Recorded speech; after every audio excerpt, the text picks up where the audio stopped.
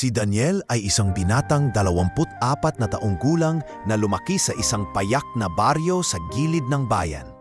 Ang araw-araw niyang tanawin ay ang malawak na palayan, ang mga bundok na kulay luntian sa malayo at ang matandang kubo nila ng kanyang ina na yari sa kahoy at pawid.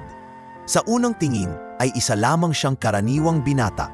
Moreno ang balat dahil sa init ng araw, matikas ang katawan sa kakapasan ng mga gawain sa bukid, at may mga palad na pinatigas ng araro at asarol.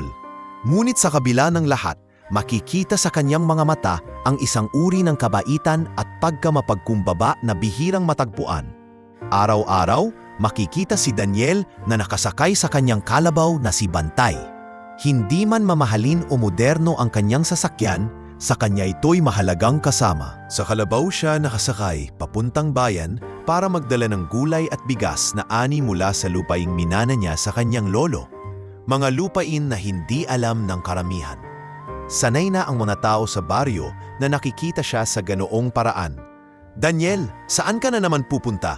tanong ni Aling Sion, tindera sa tindahan, habang nakasandal sa poste. "Sa bayan po, Aling Sion. Ihahatid ko lang itong mga gulay sa palengke. Baka makabenta ako para may pambili ng gamot ni nanay." Tugon niya habang maingat na inaayos ang bakol na nakasabit sa likod ng kalabaw. Mula pagkapata ay kilala na si Daniel bilang tahimik at hindi palaangas. Habang ang ibang kabataan ay mahilig gumala, siya ay mas piniling tumulong sa mga magsasaka, magbuhat ng sako ng palay, at tumulong mag-ani. May mga pagkakataon na tatawagin siya ng mga kapitbahay upang humila ng kariton na nastak sa putikan o mag-ayos ng sirang bubong. At hindi siya tumatanggi. "Salamat, iho. Kung wala ka, hindi ko alam paano ko maiaahon itong kariton," wika ng isang matanda. "Wala po yon, Tatay Andoy. Basta't may kanabaw ako, tutulungan ko kayo," sagot niya, sabay ngiti. Sa kabila ng pagtulong niya, hindi rin nawawala ang ilang panunukso mula sa ibang kabataan. "Tignan nyo, si Daniel. Lagi na lang sa kalabaw. Hindi ba niya naiisip bumili ng motorsiklo? Para naman hindi mukhang taga-bundok." Biro ng isa. Ngunit si Daniel ay natuto ng hindi magpahalata. Tatahimik lang siya at titingin sa malayo. Hinahayaan ang mga salita na lumipas na parang hangin. Linggit sa lahat, ang pagiging simple niya ay hindi dahil sa kakulangan, kundi dahil sa piniling tahimik na pamumuhay. Ang mga lupang minana niya mula sa kanyang lolo ay malalawak at masagana. Ngunit hindi niya ito ipinagmamalaki. Pinili niyang manatiling payak dahil nais niyang maranasan ang buhay ng karaniwang tao at makita kung sino ang tatanggap sa kanya nang walang halong interes sa yaman. Minsan, habang naglalakad siya sa palayan, kinausap siya ng kanyang ina. "Anak, bakit ba hanggang ngayon ay hindi mo pa rin ipinapaalam sa mga tao ang tungkol sa mga hasyenda natin? Hindi ba mas magaan ang loob mo kung alam nilang hindi ka basta-basta lang?" tanong ng ina niyang si Aling Marta na may halong pag-aalala. Mumiti si Daniel at sumagot, "Nanay, hindi ko kailangan ng tingin ng ibang tao. Ang mahalaga sa akin ay ang mabuhay ng marangal at makatulong sa kapwa. Hindi ko kailangang ipagyabang ang mga lupa. Darating din ang panahon na makikita nila kung ano ang totoo." Dahil sa kanyang kabutihang loob, unti-unti siyang nakilala sa baryo bilang isang taong mapagkakatiwalaan. Kapag may nangangailangan ng pangtawid, handa siyang mag-abot kahit kaunting halaga mula sa kinikita niya sa pagbebenta ng ani. Kapag may batang hindi makapasok sa eskwela dahil walang pamasahe, siya mismo ang nagbibigay ng kaunting tulong. "Kuya Daniel, salamat po. Makakapasok na po ako sa klase," wika ng batang si Junjun na iniabot ang kanyang kamay upang humalik. Pinatong ni Daniel ang kanyang kamay sa ulo ng bata at ngumiti. "Mag-aral kang mabuti, Junjun. Banang araw, ikaw naman ang tutulong sa iba." Sa bayan naman, kilala siyang tahimik at hindi mahilig makipaghalubilo. Kapag nasa palengke siya, nakikita siya ng mga tao na tila laging nagmamadali. Dala-dala ang kanyang mga paninda. Hindi siya nag-iiwan ng oras para makipag-inuman o sumama sa mga barkada. Mas pinipili niyang umuwi agad upang samahan ng kanyang ina. Ang kanyang pamumuhay, bagamat simple, ay uno ng malasakit at kabutihan. Ngunit sa mga mata ng ibang hindi nakakakilala sa kanya, siya'y isang binatang walang ambisyon. Isang nakakatawang figura na lagi na lamang nakasakay sa kalabaw. Isang gabi, habang nakahiga siya sa ilalim ng kubong yari sa pawid, narinig niya ang tinig ng kanyang ina. "Daniel, anak, minsan naiisip ko, baka mahirapan ka balang araw. Hindi lahat ng tao marunong tumanggap ng katulad natin." "Baka pagtawanan ka." Umiling si Daniel at mahinang ngumiti.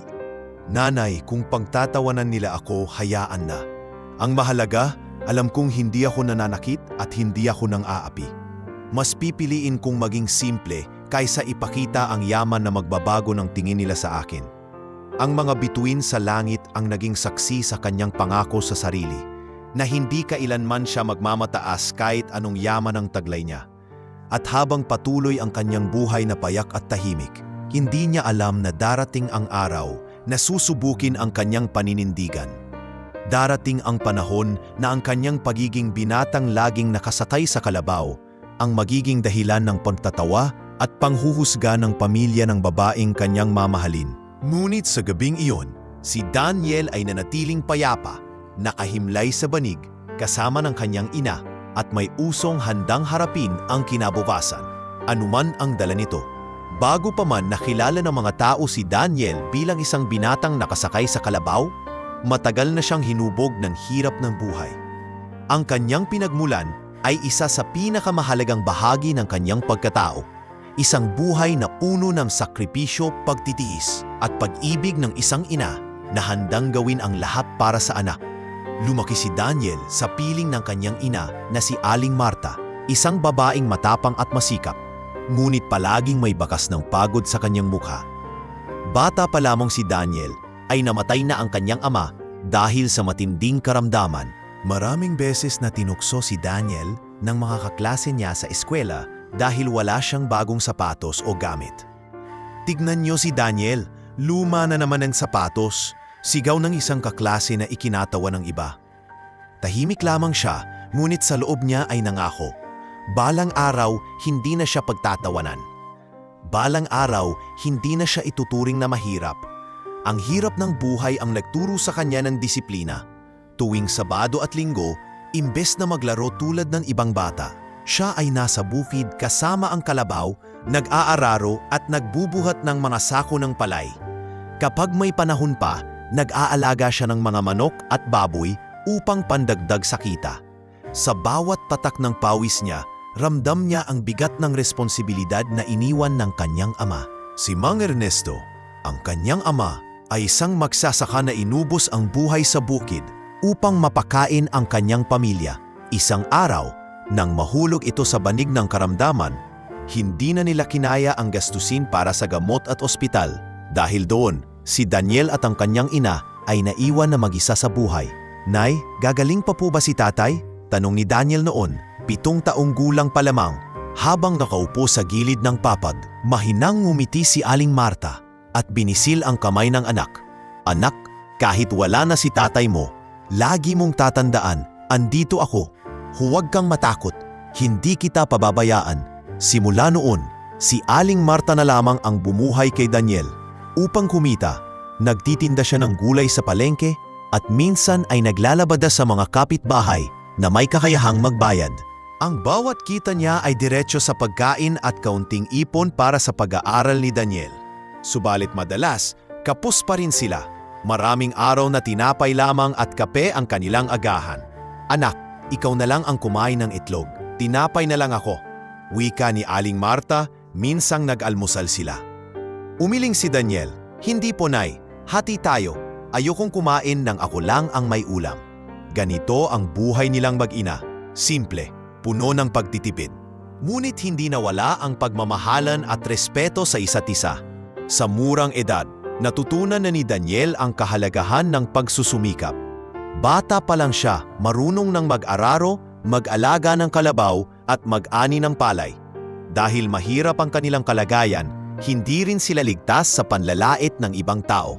Isang gabi, habang nakaupo sila ng kanyang ina sa ilalim ng buwan, Nagbukas si Daniel ng kanyang damdamin. Nay, minsan naiinggit ako sa mga kaklase ko. May bagong bag sila. May mga laruan. Ako po wala. Malungkot na ngumiti si Aling Marta at niyakap ang anak. Anak, alam kong mahirap. Pero tandaan mo, hindi sa material na bagay na susukat ang tao.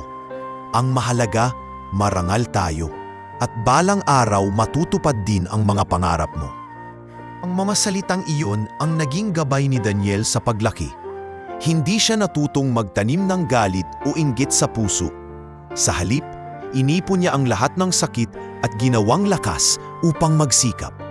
Sa bawat taon na lumilipas, mas lalo siyang namulat sa kahirapan ng kanilang sitwasyon. Kapag nagkakasakit siya, hindi agad siya nadadala sa doktor dahil walang sapat na pera. Kapag may bayarin sa eskwela, madalas ay nahuhuli siya sa pagbabayad at kinakailangang maghintay ng konting awa mula sa guro. Ngunit sa lahat ng ito, hindi siya sumuko. Naging palatandaan sa kanyang pagkatao ang kasipagan. Araw-araw, pagkatapos ng klase, didiretso siya sa bukid upang tulungan ang kanyang ina. Kung hindi siya nasa palayan, makikita siyang nakasakay sa kalabaw, nagdadala ng gulay at prutas sa bayan para ibenta. Daniel, hindi ka ba napapagod? Tanong ng kanyang kaklase minsan. Ngumiti lang siya at sinagot, napapagod oo, pero mas masarap ang pakiramdam kapag alam mong may naitulong ka sa nanay mo. Dahil sa kahirapan, natutunan din niyang maging praktikal at matipid. Bihira siyang gumastos para sa sarili. Ang mga damit niya ay laging pinaglumaan na ng iba at ibinibigay lamang sa kanila. Pero kahit anong luma ng kanyang damit, dala niya ito ng may dangal. Madalas, si Daniel at ang kanyang ina ay nakakaranas ng gutom.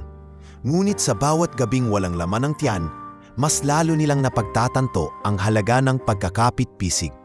Hindi man sila nakakaangat noon, alam nilang basta't magkasama sila, malalampasan nila ang lahat. Ang kanilang buhay ay isang mahabang kwento ng pagtitiis. Ngunit ang pinagmulan niyang ito ang magiging pundasyon ng kanyang magiging kinabukasan. Dahil sa kahirapan, natutunan niyang hindi sumuko, natutunan niyang magpahalaga sa bawat sentimo at natutunan niyang huwag maliitin ang maliit na bagay. At sa likod ng lahat ng hirap na iyon, nanatili ang isang pangako sa puso ni Daniel na balang araw, ang kahirapang nagdulot sa kanya ng luha at gutom ang siya ring magiging dahilan upang iahon niyang hindi lamang ang sarili at ang kanyang ina, kundi pati na rin ang mga taong kagaya nila sa baryo. Lumipas ang ilang taon at sa kabila ng hirap at sakripisyo ng buhay, nanatili si Daniel na matatag at masikap sa kanyang pamumuhay na araw-araw na nakasakay sa kalabaw papuntang bayan. Hindi niya inakala na darating ang isang pagkakataon na manbabago ng kanyang damdamin at magiging simula ng isang masalimuot na kabanata sa kanyang buhay. Sa gitna ng simpleng araw ng pamamalengke, doon niya unang nakilala si Angela. Isang umaga, dala-dala ni Daniel ang mga gulay at bigas na kanyang ani mula sa bukid. Maaga pa lamang ay dumiretso na siya sa palengke upang makabenta bago sumikat ang araw ng lubos. Habang abala siya sa pagtitimbang at pagbabalot ng gulay para sa isang suki, napansin niya ang isang dalagang nakatayo sa gilid.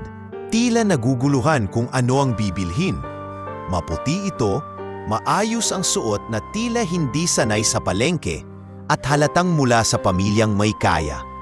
Ngunit higit sa lahat, ang nakatawag ng kanyang pansin ay ang ngiti ng dalaga, banayad at may kasamang kabaitan na bihira niyang makita sa mga kababaihan sa bayan. "Kuya, magkano po ang kilo ng talong?" tanong ng dalaga, sabay yuko upang tignan ang mga paninda. Nagulat si Daniel, hindi agad nakasagot at bahagyang nag-init ang kanyang pisngi. 50 po kada kilo, sagot niya na may bahagyang pagkautal. Mumiti ang dalaga at bumili ng 2 kilo. Habang tinatali ni Daniel ang supot, napansin niya ang mga mata nito. Maliwanag, tila puno ng kabutihan at walang bakas ng pagmamataas. "Salamat po kuya, ang sariwa ng mga gulay ninyo," sabi ng dalaga. Mumiti rin si Daniel at sagot niya, "Salamat din po, miss. Kayo po ba ay taga rito lang sa bayan?" Tumango ang dalaga. "Oo, pero hindi ako madalas dito sa palengke. Ngayon lang ako napilitang bumaba kasi may kailangan akong bilhin para kay mama." Sa simpleng palitan ng salita, nagsimula ang isang hindi inaasahang koneksyon.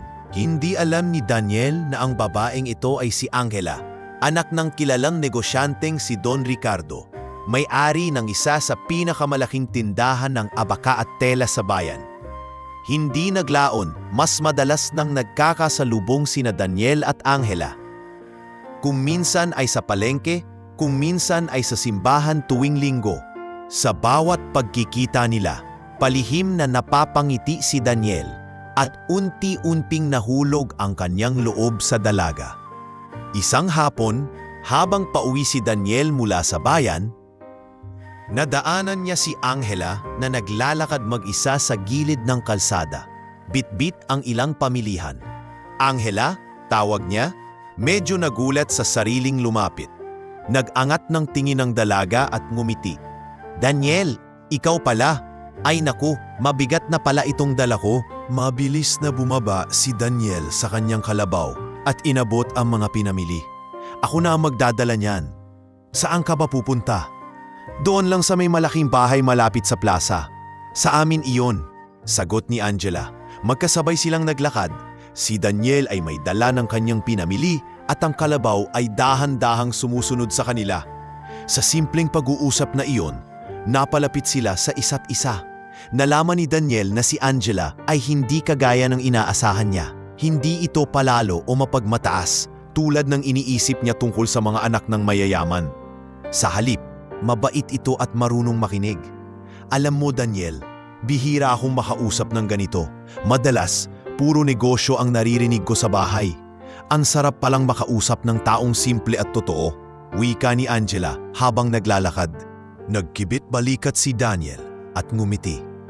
"Ako, wala naman akong ibang alam kundi magsaka at magbenta ng gulay. Pero kung gusto mo ng kwento tungkol sa palayan, sigurado marami akong maibabahagi." Natawa si Angela. "Siguro yun ang gusto ko. Yung mga bagay na hindi ko nararanasan." Mula noon, naging madalas ang panilang pagkikita. May mga araw na sadyang pupunta si Angela sa palengke para bumili kay Daniel. Minsan naman ay mag-uusap sila sa gilid ng simbahan pagkatapos ng misa. Unti-unti, ang kanilang pagkakaibigan ay nauwi sa mas malalim na damdamin. Ngunit sa kabila ng kasiyahang iyon, nanatiling lihim ang kanilang ugnayan. Alam ni Angela na hindi matutuwa ang kanyang pamilya kung malaman nilang may kaugnayan siya sa isang binatang simpleng magsasaka lamang.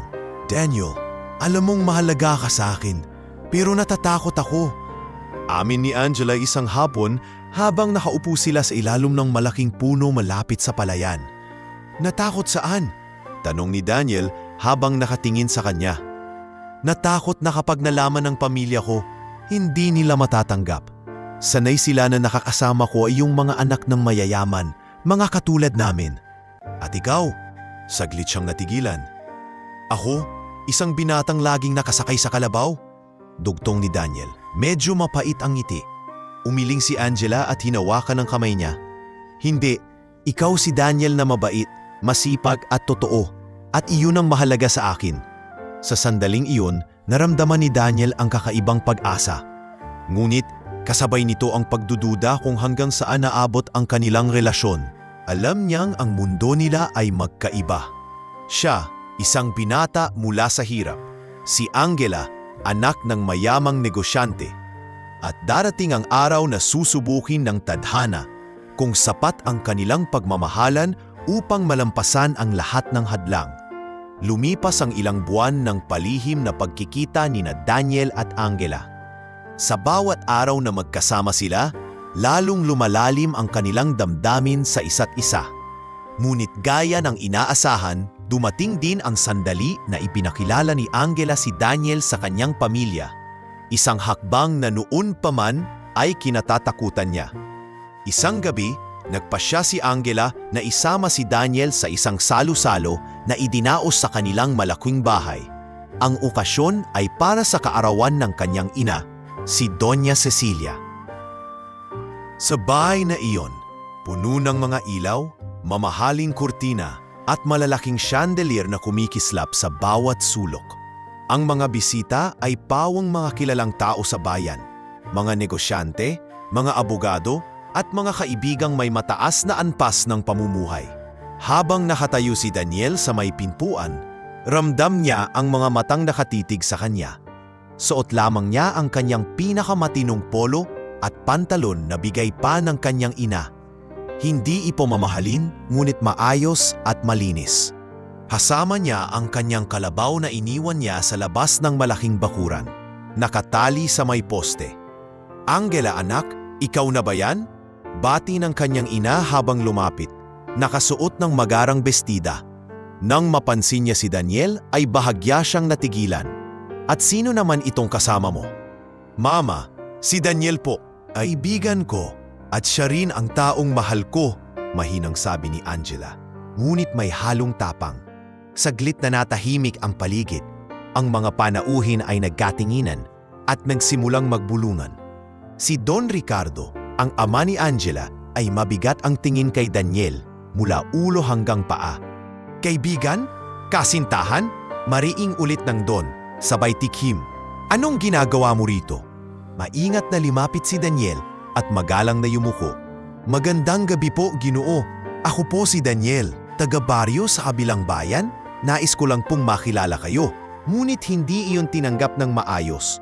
Tumawa ang isang tiyahin ni Angela at nagsalita ng may pang-uuyam. "Siya ba talaga ang sinasabi mong kasintahan, Angela?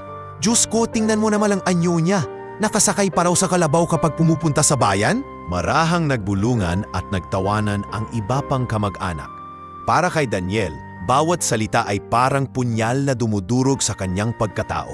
Ngunit pinili niyang huwag sumagot. Nakatayo lamang siya, tahimik, habang nakatitig sa sahig. "Anong mapapala mo sa kanya, Angela?" Tanong ng ina nito, puno ng pang-uwiyam ang tono. "Hindi mo ba naiisip, habang buhay ka na lang bang sasakay sa kalabaw kung siya ang pipiliin mo?" Hinawakan ni Angela ang kamay ni Daniel at tumingin sa kanyang mga magulang. "Mama, Papa, hindi ninyo siya kilala." "Oo, simple lang siya. Hindi siya mayaman tulad ng mga taong nakakasama natin. Pero mabuti siyang tao, masipag at may puso para sa kapwa. Siya ang taong pinili ko." "Angela," singhal ng kanyang ina, "huwag mong sabihin sa amin na mas pipiliin mo ang isang magsasaka kaysa sa isang lalaking makakapagbigay sa iyo ng ginhawa." "Mama, hindi lahat ng ginhawa ay nakukuha sa pera. Minsan mas mahalaga ang taong marunong magmahal at mag-alaga." Sagot ni Angela na halos mangingak-ngingak. Ngunit hindi nakinig ang kanyang mga magulang.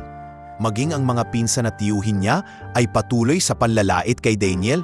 "Hindi bagay sa iyo ang lalaking yan, Angela. Hindi ka babagay sa buhay na hirap. Mag-isip ka," sigaw ng isang pinsan. "Tama na iyan," dagdag ng isa. "Marami dyan ang handang ligawan ka, mga anak ng mayayaman at negosyante. Pero ito, isang pinata lang na laging nasa kalabaw?" Ramdam ni Daniel ang hapdi ng bawat salitang ibinabato sa kanya. Ngunit imbes na magalit, marahan siyang nagsalita. "Pasensya na po kung nakadulot ako ng pagkadismaya sa inyo. Hindi ko naman intensyon na insultuhin ang pamilya ninyo. Gusto ko lang pong iparating na mahal ko si Angela at handa akong protektahan at alagaan siya sa abot ng aking makakaya." Ngunit imbes na gumaan ang sitwasyon, mas lalo lamang siyang pinagtawanan. "Naririnig niyo ba? Protektahan at alagaan daw?" Sabay tawa ng isang tiyahin. "Anong kaya mong ibigay, binata? Sako ng bigas, kalabaw, o pawis lang ng iyong katawan?" Dagdag pa ng kanyang tiyuhin na humalakhap. Sa puntong iyon, napaiyak si Angela. Hindi niya matanggap ang panlalait sa taong pinakamamahal niya. "Mama, Papa, bakit ba kayo ganyan? Bakit kailangan yung husgahan ng tao dahil lang sa itsura at pinagmulan niya? Hindi ba't ang mahalaga ay kung paano niya ako tinitingnan bilang tao?" Ngunit nanatilong matigas ang kanyang ina. "Angela, habang ako ang iyong ina, hindi ko kailanman tatanggapin ang lalaking iyan. Tandaan mo ang sinasabi ko. Tahimik lamang si Daniel, hindi na nakapagsalita. Sa gabing iyon, ramdam niya ang bigat ng panghuhusga ng buong pamilya ni Angela.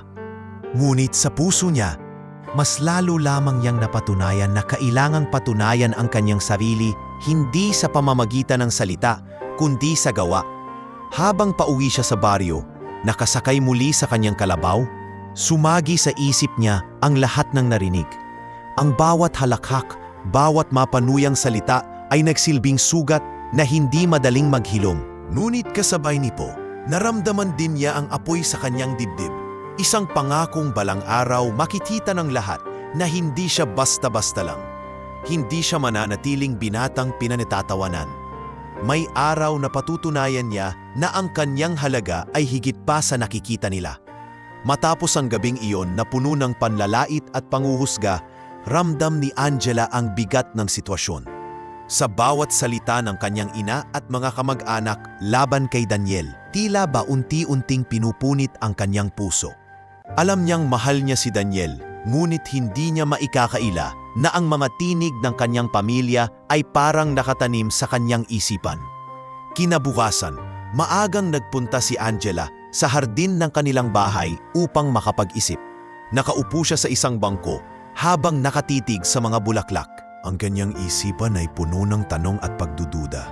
Angela, bakit ka nandito mag-isa? Tanong ng kanyang kapatid na si Clarissa, na mas bata ng 2 taon. Wala, nag-iisip lang, sagot niya habang iwas ang tingin. Dahil ba kay Daniel? Panunukso ni Clarissa na may kasamang paghirap. Narinig mo naman si Mama kagabi, di ba? Huwag ka nang umasa sa kanya. Ano bang maibibigay ng lalaking iyon sa'yo? Kalabaw? Hindi agad nakasagot si Angela. Sa kanyang puso, alam niyang mali ang panghuhusga ng pamilya niya. Ngunit hindi rin niya maiwasang maapektuhan. Maging ang mga kaibigan niya ay nagsimula ng magkomento tungkol sa kanilang relasyon. Angela, seryoso ka ba talaga dyan kay Daniel? Tanong ng kaibigan si Patricia habang magkasama silang nagkakape. Hindi mo ba nakikita na ginagamit ka lang niya para makapasok sa mundo natin? Hindi ganoon si Daniel, Pat. Kilala ko siya. Mabuti siyang tao. Matigas na sagot ni Angela. Bakit laging kalabaw ang gamit niya? Sa tingin mo, may plano ba siyang iahon ng sarili niya? Angela, hindi pwedeng puro puso lang. Dapat praktikal ka rin. Ang mga salitang yon ay muling nagbigay ng bigat sa isip ni Angela. Minsan, sa kanyang tahimik na gabi, mapapaisip siya kung tama ba ang kanyang pinili. Mahal niya si Daniel, oo. Ngunit paano kung tama ang kanyang pamilya? Paano kung hindi siya kayang bigyan ng magandang kinabukasan? Samantala, si Daniel naman ay naramdaman ang unti-unting pagbabago kay Angela. Hindi na ito kasing saya tulad ng dati. Minsan ay malamig ang mga tugon at madalas ay abala sa pag-iisip. Isang hapon nang makipagkita siya kay Angela sa ilalim ng kanilang paboritong puno, agad niyang napansin ang lungkot sa mga mata nito. Angela, may problema ba? Tanong niya habang nakaupo sa tabi nito. Umiling si Angela ngunit hindi makatingin. Wala, Daniel. Pagod lang siguro. Hindi ako naniniwala. Alam kong may bumabagabag sa'yo. Sabihin mo sa akin. Huminga ng malalim si Angela bago nagsalita. Daniel, mahal kita. Alam mo yan. Pero natatakot ako. Natatakot ako na baka tama ang sinasabi ng pamilya ko. Na baka wala kang maibigay na kinabukasan para sa akin. Na baka pagtawanan lang ako ng mga tao. Para bang isang malamig na hangin ang tumama kay Daniel. Hindi niya akalain na ang taong pinaglaban niya ay magsasalita ng ganon. Ngunit imbes na magalit, pinili niyang maging tapat. Angela, naiintindihan ko ang takot mo. Wala akong magagarantiyang marangya ang buhay na maibibigay ko sa iyo ngayon. Ang kaya ko lang ipangako ay ang sipag, pagmamahal at katapatan ko sa iyo. Kung iyon ay hindi sapat, alam kong mahirap para sa iyo na pumili ng landas kasama ako. Napaluha si Angela at niyakap si Daniel. Pasensya na, hindi ko sinasadya, nalilito lang ako. Hinaplos ni Daniel ang kanyang buhok at mahinang nagsalita. Hindi mo kailangang humingi ng tawad. Alam kong hindi madali ang sitwasyon mo. Basta't tandaan mo, Angela, kahit anong mangyari, mahal kita. At kung darating ang araw na piliin mong lumayo, tatanggapin ko iyon. Ngunit ang mga susunod na araw ay hindi naging madali. Lalong lumakas ang pagkontra ng pamilya ni Angela. Minsan, sadyang binabanggit ng kanyang ina ang mga pangalan ng mayayamang binatang nais ipakasal sa kanya. Angela, narito na naman si Carlos. Anak siya ng pinakamayamang negosyante sa kabilang bayan. Magandang partido yon kaysa sa binatang wala namang maipagmamalaki. Wika ni Doña Cecilia habang kumakain sila ng hapunan. Hindi sumasagot si Angela, ngunit ramdam niya ang puwersang dahan-dahang humihila sa kanya palayo kay Daniel. Sa kabilang banda, si Daniel ay tahimik lamang na tinatanggap ang lahat. Alam niyang dumarating ang panahon na sinusubok ang kanilang relasyon.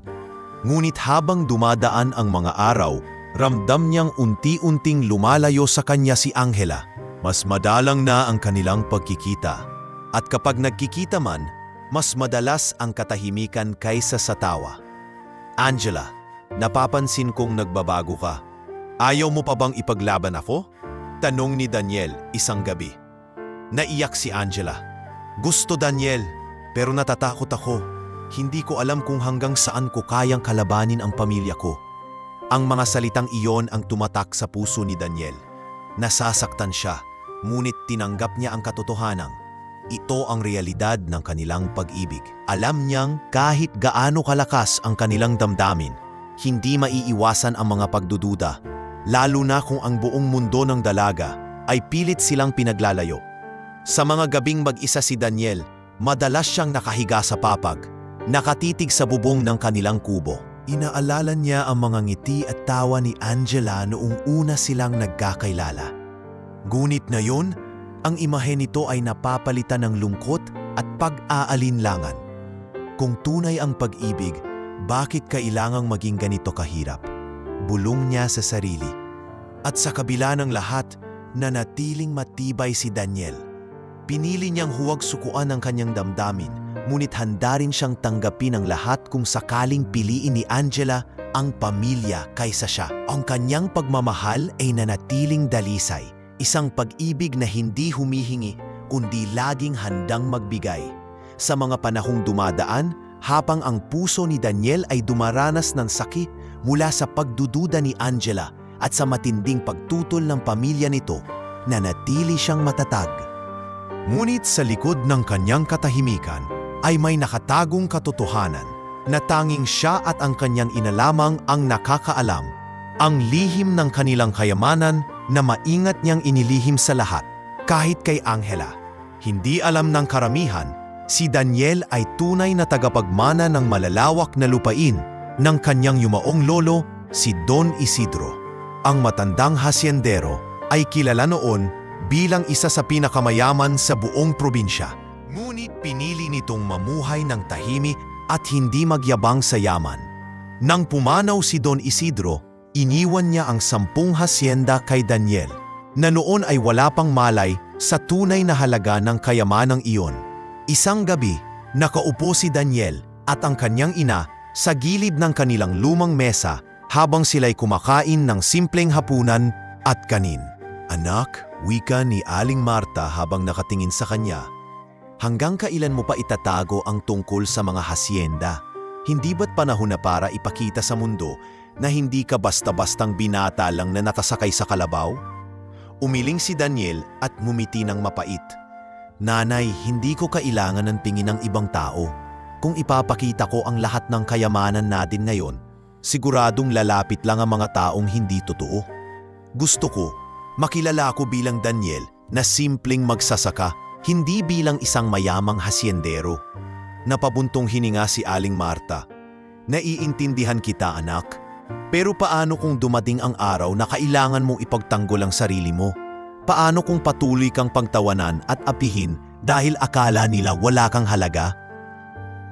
Mabigat ang boses ni Daniel ngunit puno ng paninindigan. Kung iyon ang magiging kapalit ng pagiging totoo ko, tatanggapin ko.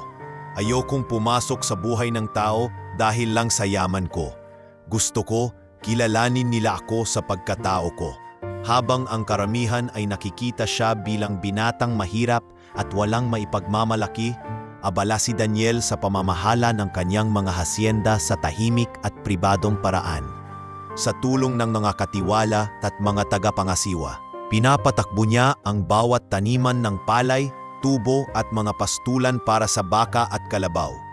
Gumagamit siya ng pangalan ng kanyang lolo sa mga titulo upang manatiling nakatago ang kanyang papel bilang tunay na may-ari. Minsan, sumilip siya sa isa sa mga hasyenda. Doon makikita ang malawak na taniman ng tubo na umaabot hanggang sa abot-tanaw. Ang mga magsasaka ay abala sa paggapas at lahat sila ay nagagalak tuwing dumarating si Daniel. Kahit hindi nila alam na siya ang tunay na pinagmumulan ng kanilang kabuhayan. Para sa kanila, si Daniel ay simpleng binata lamang na palaging nakakatulong sa mga gawain. Ngunit sa totoo, ang kanilang sinasahod at kinabubuhay ay mula mismo sa kanya. Daniel, buti na padaan ka. Bati ng isang katiwala na si Mang Ramon. Oo, gusto ko lang tingnan kung ayos ang ani. Maraming salamat sa pagtutok, Mang Ramon. Sagot ni Daniel habang pinagmamasdan ang mga gumuguhong dayami. Wala iyon, Daniel. Basta't alam mong maayos ang lahat dito, masaya na kami. Sa loob-loob niya, natuwa siya na nakakatulong siya nang hindi nakikilala. Ngunit kasabay nito ay ramdam niya rin ang bigat ng obligasyong iniwan ng kanyang lolo. Hindi ito kayamanang para lang sa kanya. Ito ay kayamanang nakalaan upang makatulong sa buong bayan. Ngunit kahit hawak niyang 10 hasyenda, hindi niya kailanman ipinakita ang kayamanan kay Angela. Mahal niya ang dalaga, ngunit gusto niyang masiguro na ang pagmamahal nito ay tunay at hindi nakabatay sa yaman. Kaya nanatili siyang payak sa paningin nito, nakasapay sa kalabaw at namumuhay sa kubo kasama ang kanyang ina. Isang gabi, habang nag-uusap silang mag-ina, muling ibinukas ni Aling Marta ang usapin. Anak, sigurado ka bang hindi mo sasabihin kay Angela ang totoo? Nakikita kong mahal mo siya. Pero paano kung iniwan ka niya dahil iniisip niyang wala kang maibibigay? Saglit na natahimik si Daniel bago sumagot. Nanay, kung aalis siya dahil iniisip niyang wala akong maibibigay, ibig sabihin hindi ako ang mahal niya. At kung ganoon, mas mabuti nang malaman ko ng maaga kaysa ipaglaban ang isang pag-ibig na hindi pala tunay. Sa mga araw na lumipas, lalo pang tumindi ang pagdududa ng pamilya ni Angela kay Daniel. Lalo siyang nilait, lalo siyang pinababa. Ngunit imbes na sumagot o magtanggol ng sarili, patuloy lamang siyang nanahimik. Hindi nila alam na sa kanyang katahimikan ay naroon ang kapangyarihang kaya niyang ibalikwas ang lahat sa tamang oras. Habang siya ay nakasakay sa kalabaw, dumaan siya sa kalsadang malapit sa plaza kung saan may mga taong nag-uusap tungkol sa kanya.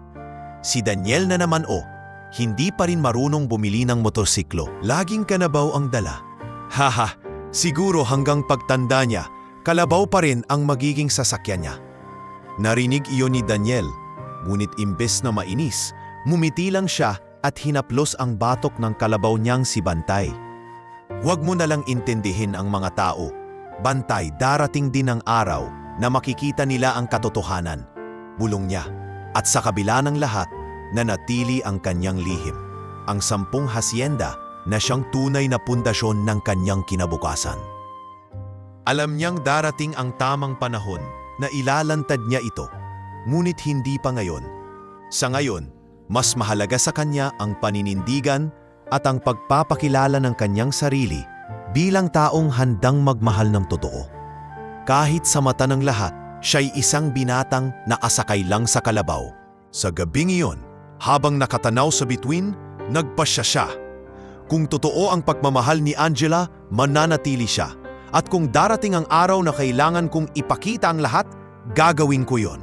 Pero hindi bilang pagpapakitang yaman, kundi bilang patunay na hindi lahat ng mukhang mahirap ay walang halaga.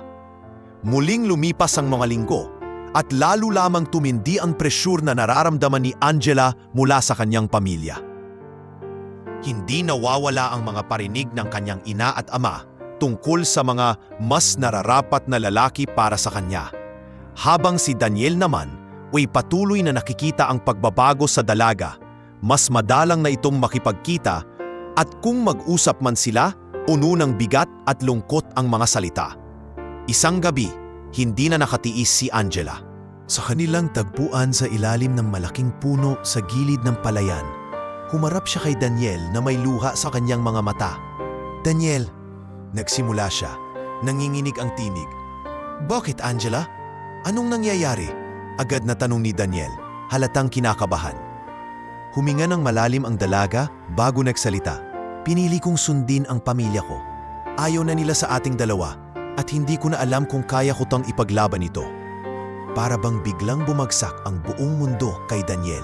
Ang mga salitang iyon ay parang matalim na kutsilyong bumaon sa kanyang dibdib. Saglit siyang natahimik. Pilit pinipigilan ang luha na gustong tumulo. "Kung iyan ang desisyon mo, Angela, tatanggapin ko," mahinang sagot niya. "Daniel, mahal kita, pero hindi ko kayang labanan ang lahat. Sobrang bigat na sa akin," sabi ni Angela habang pinipigilan ang hikbi. Hindi na nagsalita si Daniel. Tinitigan lamang niya ang dalaga at doon nakita ni Angela ang sakit at pagkadurog sa kanyang mga mata. Hindi siya nagalit, hindi siya sumigaw.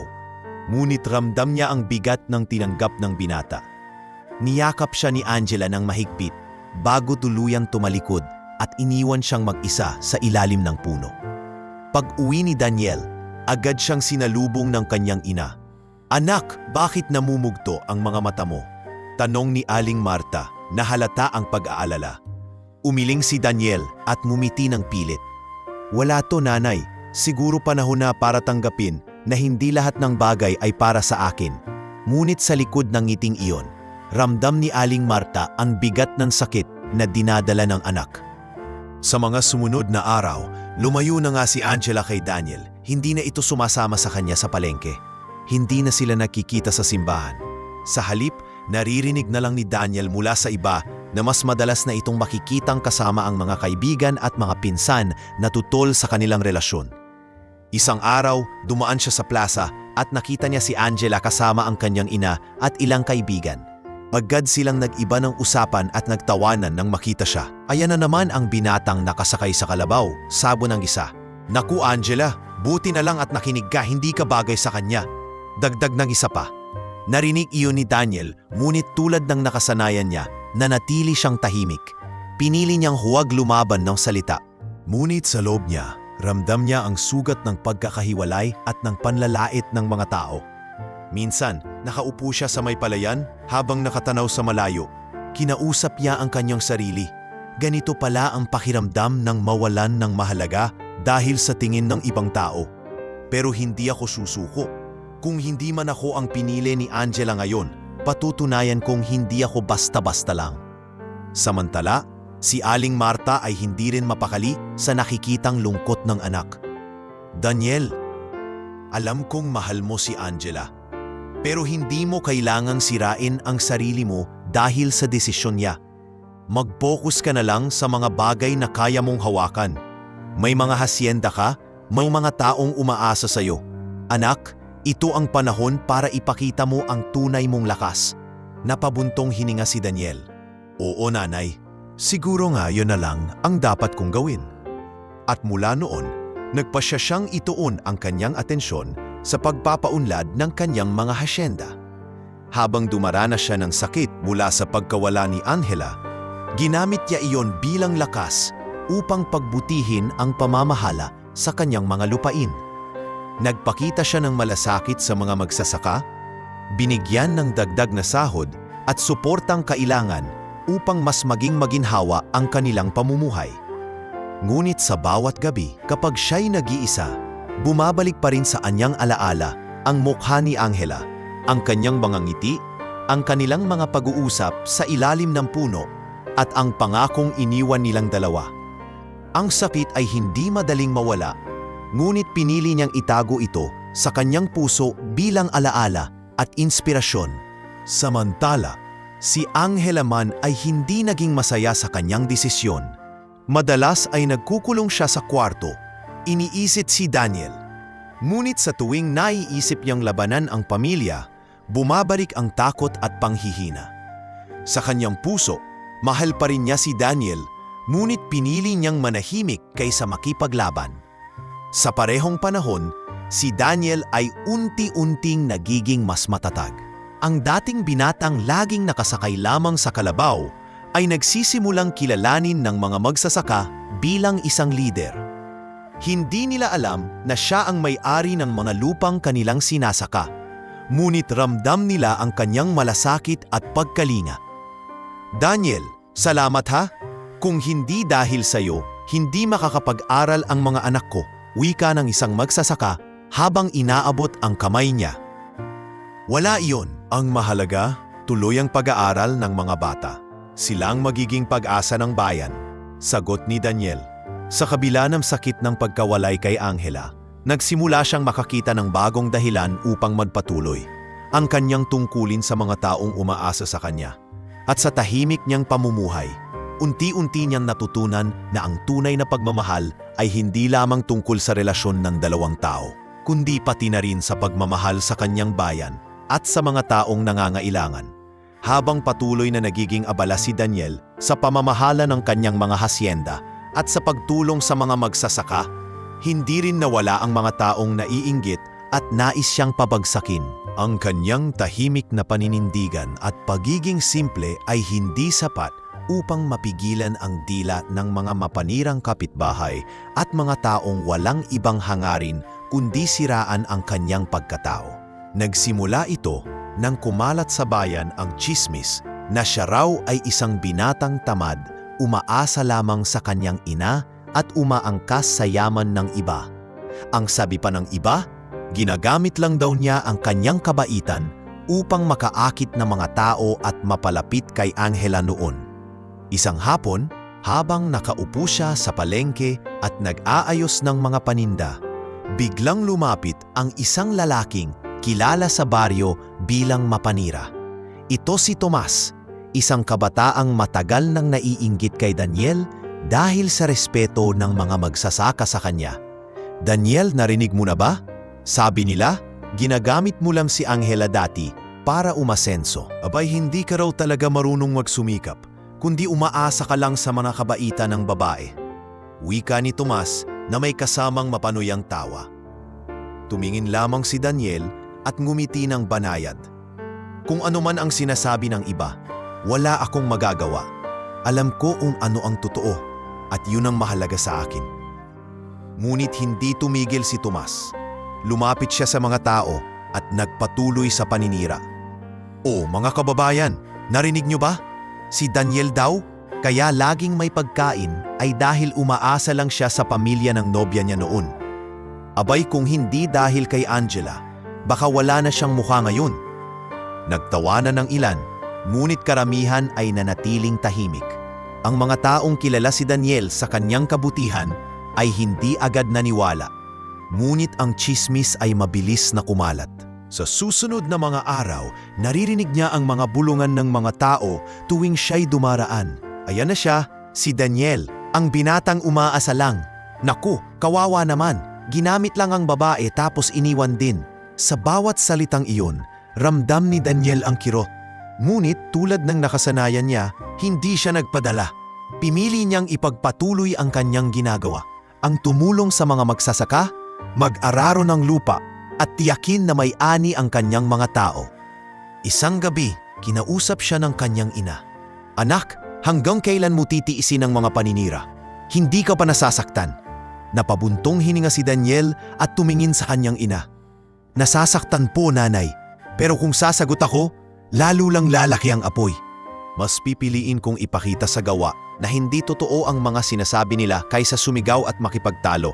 Habang patuloy na sinisira ng tsismis ang kanyang pangalan, lalo namang lumapit sa kanya ang mga magsasaka.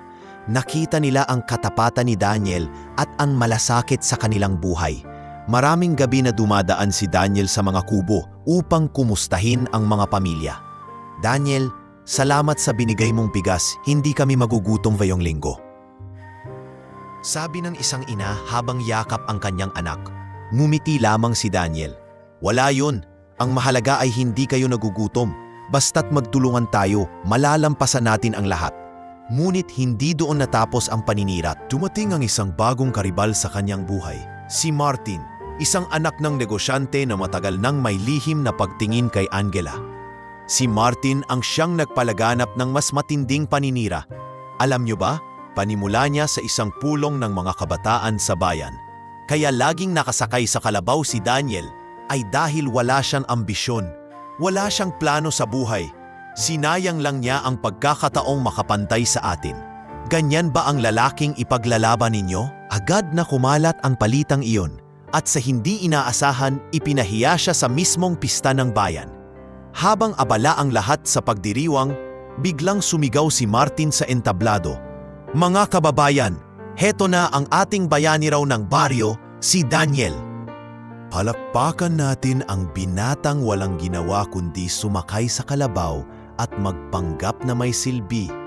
Nagtawa na ng ilan, lalo na ang mga hindi pa nakikita ang tunay na kabutihan ni Daniel. Ngunit imbes na magalit, dahan-dahan siyang lumapit at ngumiti. Maraming salamat sa palakpak ninyo, wika niya. Kung sa tingin ninyo'y wala akong silbi, tatanggapin ko. Pero hayaan niyong ipakita ko na ang tunay na kayamanan ay hindi nakikita sa damit, hindi sa sasakyan, at hindi sa pangalan. Ito'y nasa puso at sa gawa. Tahimik ang karamihan, ngunit sa kabila nito ay patuloy pa rin ang paninira. Ang mga ganitong pangyayari ay nagdulot ng labis na sakit kay Daniel, ngunit hindi ni punabali ang kanyang paninindigan. Sa halip, nagsilbi itong hamon para ipakita ang kanyang tunay na pagkatao. Sa kanyang tahimik na pamumuhay, unti-unting napansin ng mga magsasaka ang mas matinding kabutihan ni Daniel. Hindi siya nagbago, hindi siya nagtanim ng galit. Sa halip, mas lalo siyang tumulong at nagpakita ng malasakit. Sa bawat pagkakataon na siya'y pinapahiya, mas lalo siyang nirerespeto ng mga taong nakakasaksi ng kanyang kababaang loob. Daniel, paano mo nagagawang manahimik kahit ganito ang trato nila sa'yo? Tanong ng isang magsasaka. Ngumiti siya at sagot, dahil alam ko ang totoo. Hindi ko kailangang ipaliwanag sa lahat. Balang araw, lalabas din ang katotohanan. At habang dumarami ang mga taong bumibilib sa kanyang pagkatao, patuloy pa rin ang kanyang mga kaaway sa pagtatangka na sirain siya. Ngunit lingid sa kanila, ang mga paninirang iyon ang mas lalo lamang nagpatibay sa haligi ng kanyang pagkatao. Sa kabila ng paninira at pangungutya na naranasan ni Daniel mula sa pamilya ni Angela at sa ilan pang mga kababayan, hindi siya nagpataig. Ang mga salitang humahamak sa kanyang pagkatao ay nagsilbing gatong sa kanyang determinasyon upang lalo pang magsumikap. Tahimik siyang bumalik sa pamamahala ng kanyang mga asyenda at sa paglipas ng panahon, nakita ng buong bayan ang unti-unting pagbabago, hindi lamang sa kanyang sarili kundi pati na rin sa kanilang komunidad. Maagang gumigising si Daniel upang bumisita sa iba't ibang lupain na minana mula sa kanyang lolo. Ang bawat hasyenda ay may kanya-kanyang taniman, palay, tubo at pastulan ng baka at kalabaw. Bagamat marami siyang katiwala, siya mismo ang bumababa sa bukid upang makasama ang mga magsasaka. Hindi siya natakot na madumihan o magpawis. Sa katunayan, doon siya masaya, ang makitang pantay siyang nakikisama sa mga taong nagtatrabaho para sa kanya. Isang umaga, kasama niya ang kanyang matagal ng katiwala na si Mang Ramon. Daniel, kakaiba ka! Hindi katulad ng ibang may-ari ng lupa na ayaw mabasa ng pawis. Dito ka kasama namin, kumakain ng tuyo at kanin. Paano mo nagagawa yun? Ngumiti si Daniel at sagot niya, dahil alam kong kung wala kayo, wala rin ang mga lupang ito. Hindi ako magiging ako kung hindi dahil sa sipag at tiyaga ninyo. Kung may bunga ang ating mga tanim, iyon ay dahil sa bawat patak ng pawis ninyo. Kaya nararapat lang na maramdaman ninyo na hindi kayo nag-iisa. Unti-unti, nagbunga ang kanyang pagsusumikap. Ang mga ani mula sa kanyang hasyenda ay umapaw. Maraming palay ang naipagbili at ang tubo ay dinadala sa mga pabrika. Sa bawat ani, tinitiyak niyang makakakuha ng tamang sahod ang mga magsasaka at may bahagi rin ang kanilang mga pamilya. Hindi na lang ito basta negosyo. Para kay Daniel, ito ay misyon ng buhay. ang iangat ang kapwa mula sa hirap na matagal na rin niyang dinanas. Naging kilala siya sa bayan bilang isang tagapagbigay ng trabaho. Sa bawat hasyenda na pinamamahalaan niya, daan-daan ang nabibigyan ng hanapbuhay. At higit pa rito, nagsimula siyang maglunsad ng mga proyekto para sa kabutihan ng nakararami. Nagpatayo siya ng maliit na paaralan para sa mga bata ng magsasaka at sa tulong ng kanyang ina ay nagpatayo rin siya ng klinika upang may malapitan ng mga tao sa oras ng karamdaman. Isang araw, dumalaw siya sa bagong tayong paaralan. Doon, sinalubong siya ng mga batang masiglang nag-aaral. "Kuya Daniel, salamat po sa paaralan. Hindi na po kami lalakad ng malayo para mag-aral," sigaw ng isa. Napangiti si Daniel at sa kanyang puso ay ramdam niyang natutupad na ang kanyang pangarap na makatulong. "Mag-aral kayong mabuti," sagot niya. "Balang araw, kayo naman ang tutulong sa susunod na henerasyon." Sa gitna ng kanyang pag-angat, hindi rin nakaligtas si Daniel sa mga mapanuring mata ng mga tao. May ilan pa ring nagdududa at nagtataka kung saan nanggagaling ang lahat ng kanyang pinopondong proyekto. Ngunit kahit ganoon, mas marami na ang humahanga sa kanyang kabutihan at malasakit. "Daniel, hindi ko alam kung paano mo nagagawa lahat to," sabi ni Mang Ramon. Isang gabi habang nagiinuman sila ng salabat. "Hindi ito para sa akin, Mang Ramon," sagot ni Daniel. "Ito ay para sa lahat ng nakapaligid sa atin. Ang kayamanan na minana ko ay hindi dapat manatili lang sa akin. Dapat itong dumaloy para sa mga taong nangangailangan." Habang lumilipas ang panahon, mas lalo siyang nakilala hindi lamang sa kanilang bayan kundi sa kalapit na mga probinsya. Marami ang humahanga sa kanyang pamamalakad at sa anyang kababaang loob. Imbes na magyabang, nanatili siyang simple. Kahit isa na siyang kilalang hasyendero, hindi niya iniwan ang kanyang kalabaw na si Bantay, na hanggang ngayon ay ginagamit pa rin niya sa pagpunta sa bayan. Sa bawat pagpunta niya sa plaza, ramdam na ramdam ng mga tao ang respeto at paghanga. Hindi na siya simpleng binatang pinagtatawanan, kundi isang huwaran na nagbigay ng pag-asa sa marami. Ngunit kahit ganon, nanatili pa rin siyang tahimik tungkol sa kanyang tunay na pagkatao sa lahat, lalo na kay Angela. Isang araw, habang nakasakay siya kay Bantay, pauwi galing sa hasyenda, may isang batang lumapit at nagsabi, "Kuya Daniel, sabi nila ikaw daw ang may pinakamalaking lupa dito? Totoo po ba yon?" Napangiti siya at marahang sumagot, "Huwag mong isipin ang laki ng lupa, iho. Ang isipin mo ay ang laki ng puso mo para sa kapwa." Mas mahalaga iyon. Sa likod ng kanyang mga salita ay nananatiling lihim ang buong katotohanan. Alam niyang darating ang panahon na mapipilitan siyang ilantad ang lahat.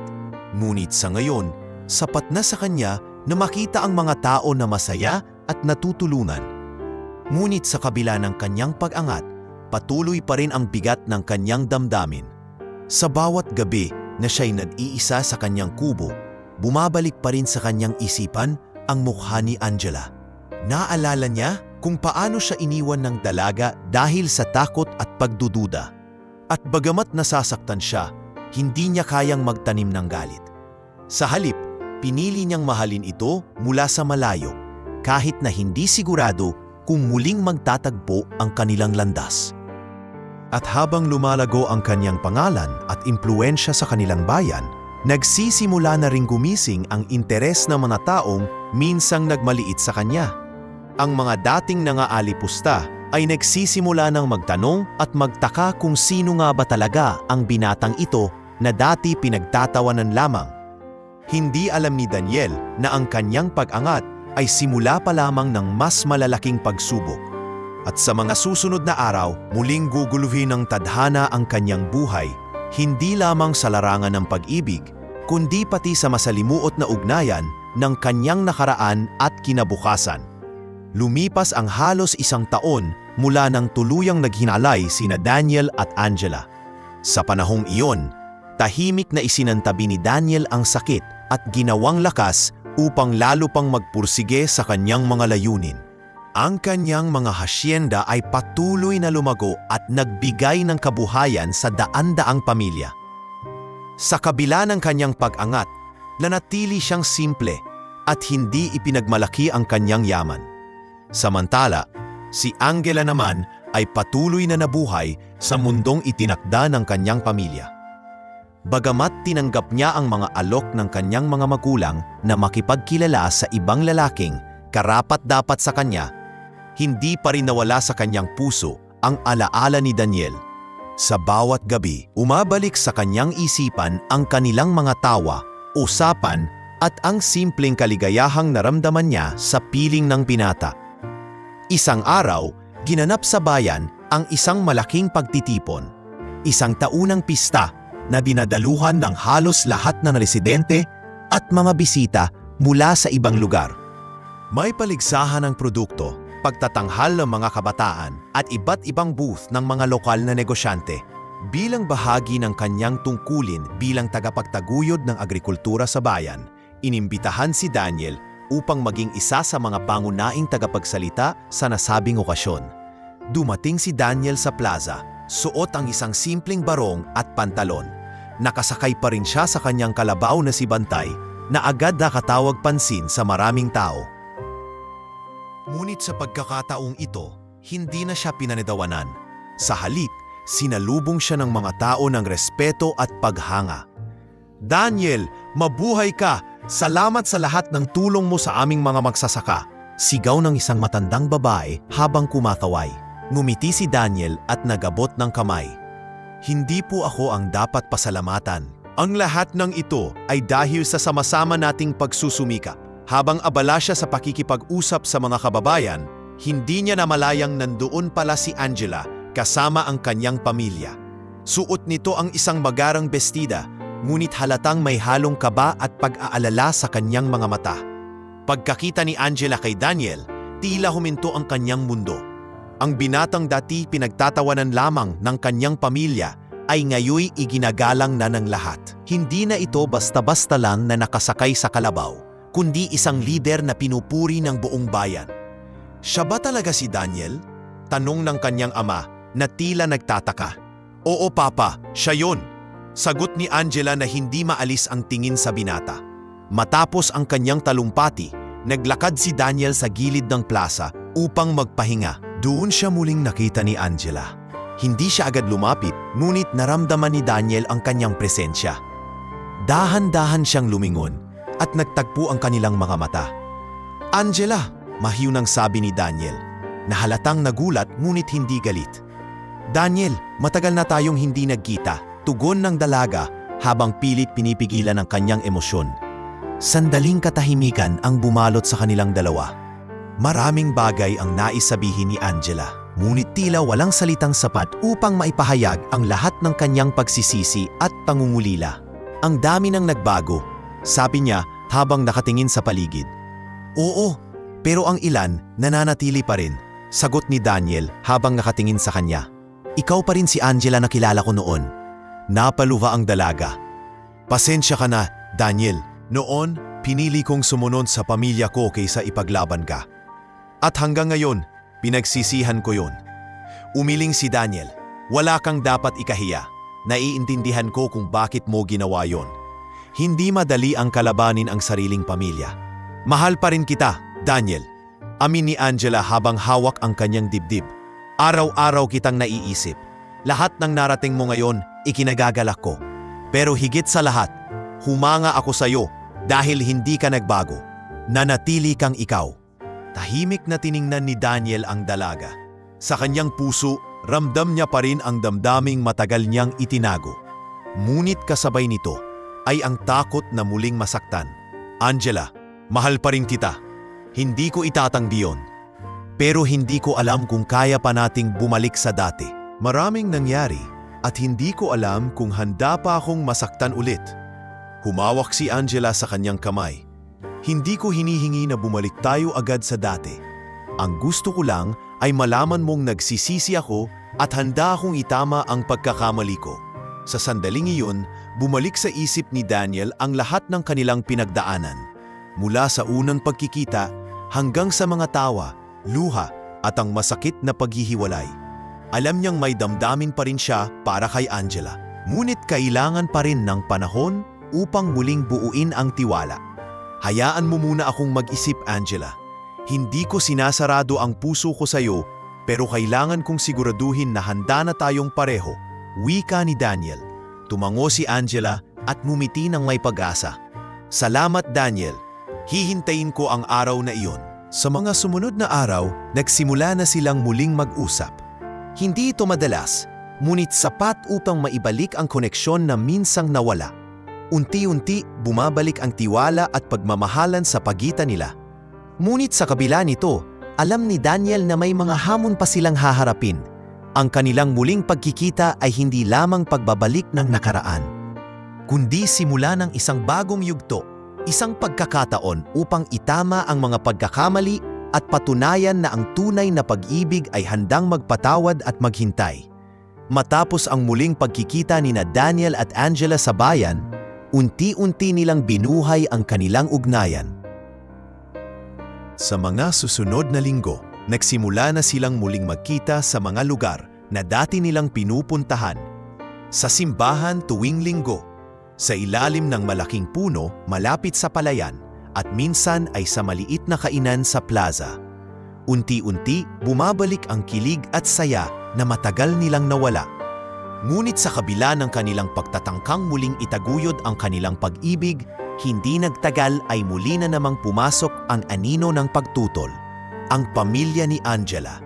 Isang gabi, habang nakaupo sila sa hapagkainan, hindi napigilan ng kanyang ina na si Doña Cecilia ang muling ibulalas ang kanyang pagtutol.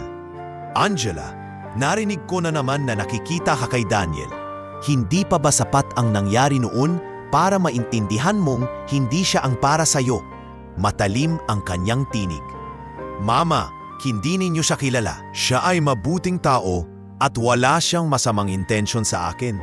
Tugon ni Angela na may bahid ng tapang sa kanyang boses. Mabilis na sumabat ang kanyang ama, si Don Ricardo. Angela, hindi ka na bata. Huwag mong hayaang masayang ang kinabukasan mo. Hindi mo alam ang hirap kapag pinili mong sumama sa taong walang maibibigay sa'yo. Mali po kayo, Papa. Mariing sagot ni Angela. May maibibigay siya pagmamahal, respeto at kataatan. Hindi lang pera ang sukatan ng magandang kinabukasan. Ngunit hindi kumbinsido ang kanyang pamilya. Sa halip, mas lalo silang nagpursige na ipalayo siya kay Daniel. Ang kanyang ina ay nag-imbita ng iba't ibang binata mula sa mayayamang pamilya upang ipakilala kay Angela. May dumadalaw sa kanilang bahay. May nag-aabot na mga regalo at may nagsusumamo ng kanilang atensyon. Ngunit sa bawat pagkakataon, tinatanggihan ni Angela ang mga ito. Angela, bakit hindi mo subukan si Martin? Anak siya ng kaibigan namin na may malaking negosyo.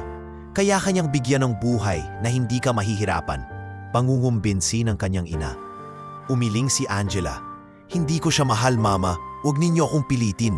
Dahil sa matigas na paninindigan ng dalaga, lalong nagalit ang kanyang pamilya. Dumating pa sa punto na kinompronta siya ng kanyang tiyuhin. Angela, nakakaawa ka. Isang hasyendero ba ang binata mong iyan? Hindi, di ba? Isa lang siyang magsasakang nakasakay sa kalabaw. Huwag kang mangarap na kaya kanyang ipaglaban sa lipunan. Hindi alam ng kanyang pamilya na ang lahat ng sinasabi nilang wala si Daniel ay kabaliktaran ng katotohanan. Ngunit sa ngayon, pinili pa rin ni Daniel na itago ang kanyang lihim. Sa halip na ipakita ang kanyang kayamanan, mas pinili niyang manahimik at hayaan na ang kanyang gawa ang magsalita para sa kanya. Samantala, dumating ang isang gabi na nagkita muli sina Daniel at Angela. Nakaupo sila sa ilalim ng puno kung saan madalas silang magtagpo. Kita sa mukha ni Angela ang bigat ng kanyang nararamdaman. Daniel, mahal kita, pero napakahirap ng sitwasyon ko. Araw-araw akong pinipilit ng pamilya ko na kalimutan ka. Binibigyan nila ako ng mga dahilan, mga taong mas nararapat daw para sa akin. Pero wala akong ibang nakikita kundi ikaw, aniya habang halos mangiyak-ngiyak. Hinawakan ni Daniel ang kanyang kamay at mahinang nagsalita. Angela, hindi kita hihilingin na iwan ang pamilya mo para sa akin. Alam kong mahal mo rin sila. Pero kung mahal mo ako, ipaglaban mo ako. Hindi para patunayan sa kanila, kundi para ipakita sa sarili mo na kaya mong pumili ng buhay na gusto mo. Paano kung hindi sila tumigil? Paano kung tuluyan nila akong itakwil? Tanong ni Angela, puno ng pangamba. Kung dumating man ang araw na iyon, Angela, handa akong saluhin ka. Hindi man marangya ang buhay ko sa paningin nila, pero sisiguraduhin kong hindi ka magkukulang sa pagmamahal. Tugon ni Daniel. Ngunit sa kabila ng kanilang panata, hindi maitatanggi na nananatiling sagabal ang pamilya ni Angela. Maging ang mga kaibigan ng dalaga ay nagsimulang lumayo sa kanya, takot na madamay sa gulo. At kahit anong gawin ni Angela upang ipagtanggol ang kanilang relasyon, tila mas tumitindi ang pagtutol ng kanyang ina at ama. Isang gabi, narinig ni Angela ang usapan ng kanyang mga magulang. Kung hindi titigil ang anak natin, gagawa ako ng paraan. Hindi pwedeng sirain ng lalaking iyon ang pangalan ng pamilya natin, mariing sabi ni Don Ricardo. Siguraduhin mong mapuputol na ang ugnayan nila, dagdag ni Doña Cecilia. Nang marinig iyon, lalo lamang tumibay ang paninindigan ni Angela. Hindi niya hahayaang ang kanyang kaligayahan ay diktahan ng iba, kahit pa ng sarili niyang pamilya. Ngunit sa puso niya, ramdam niya na mas malalaking laban pa ang darating at kailangan nilang magkasama ni Daniel upang malampasan ang lahat ng iyon. Sa mga araw na lumipas, patuloy ang kanilang panatatago at pagpupulong sa lihim. Alam nilang bawat pagkikita ay may kasamang panganib na mahuli, ngunit para sa kanila, ang bawat sandali ay mahalaga. Sa kabila ng lahat ng pagtutol, ang kanilang pagmamahal ay muling nagiging matibay, isang pag-ibig na sinusubok ng panahon at ng lipunan, ngunit patuloy na lumalaban. Habang patuloy na tumitindi ang pagtutol ng pamilya ni Angela, unti-unti ring naramdaman ni Daniel na hindi na sapat ang kanyang pananahimik. Sa loob ng maraming taon, tiniis niya ang panlalait at panghuhusga ng mga tao. Tiniis niyang ituring na isang hamak na magsasaka lamang. Ngunit ngayong ang kanyang pag-ibig at dangal ay patuloy na inaapakan, napagtanto niyang dumating na ang panahon upang ipakita ang katotohanan. Hindi upang magyabang, kundi upang ipakita na hindi siya kailanman mahina at lalong hindi siya nararapat maliitin. Isang araw, inanunsyo ng kapitan ng bayan na magkakaroon ng isang malaking pagtitipon sa plaza. Isang selebrasyon ito ng anihan kung saan lahat ng may-ari ng lupa at magsasaka ay iimbitahan. Dito na pagpasyahan ni Daniel na ilantad ang lihim na matagal niyang itinago. Nagpasya siyang dumalo kahit alam niyang nandoon ang pamilya ni Angela at ang mga taong madalas siyang pagtawanan. Sa gabi ng pagtitipon, dumagsa ang buong bayan. May mga palamuti sa plaza, may banda at may handaan. Isa-isang ipinakilala ang mga kilalang negosyante at hasyendero ng probinsya, habang isa-isang inaakyat sa entablado ang mga mayayaman upang magbigay ng kanilang pagbati. Nanatili si Daniel sa gilid, tahimik, nakasuot ng maayos ngunit hindi marangyang barong. Nang siya'y makita ng ilang kamag-anak ni Angela, agad silang nagbulungan. Narito na naman ang binatang walang ginawa kundi sumakay sa kalabaw. Hindi pa rin nahihiya. Tingnan mo, nakikihalubilo na sa mga tunay na may-ari ng lupa. Ngunit ang lahat ay biglang nagbago nang tinawag ng kapitan ng bayan ang pangalan niya. At ngayon, ating kilalanin ang isa sa pinakamahalagang tao sa ating probinsya. Isang taong hindi lamang nagbigay ng trabaho sa napakarami, kundi nagpakita rin ng malasakit sa ating mga magsasaka. Narito po si Ginoong Daniel Isidro, ang may-ari ng 10 hasyenda sa ating bayan. Nagulat ang lahat. Ang mga bulungan ay biglang napalitan ng katahimikan at pagtataka. Si Daniel, ang binatang kanilang pinagtatawanan, siya pala ang tunay na may-ari ng malalawak na lupain? Maging ang pamilya ni Angela ay hindi makapaniwala. Unti-unting lumakad si Daniel papunta sa entablado. Tahimik ang buong plaza at bawat hakbang niya ay parang bigat ng kasaysayan na bumabalik. Nang siya'y makaharap sa lahat, nagsimula siyang magsalita. Mga kababayan, alam kong marami sa inyo ang nagtataka kung bakit ako narito. Matagal ko nang itinago ang katotohanan, hindi dahil sa takot, kundi dahil ayokong makilala dahil lang sa yaman. Gusto kong makilala bilang isang tao, isang anak ng magsasaka, isang binata na marunong magmahal at isang kapwa na handang tumulong. Nagpatuloy siya at sa bawat salita ay ramdam ng lahat ang bigat ng kanyang damdamin.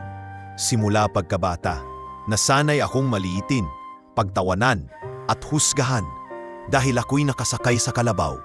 Inisip nila na wala akong mararating. Ngunit natutunan ko, hindi ang anyo o ang sasakyan ang sukatan ng halaga ng tao. Ang tunay na sukatan ay kung paano ka magmahal sa iyong kapwa at kung paano ka makakatulong sa kanila. Sa puntong iyon, napatingin siya kay Angela na nakaupo sa gitna ng mga tao.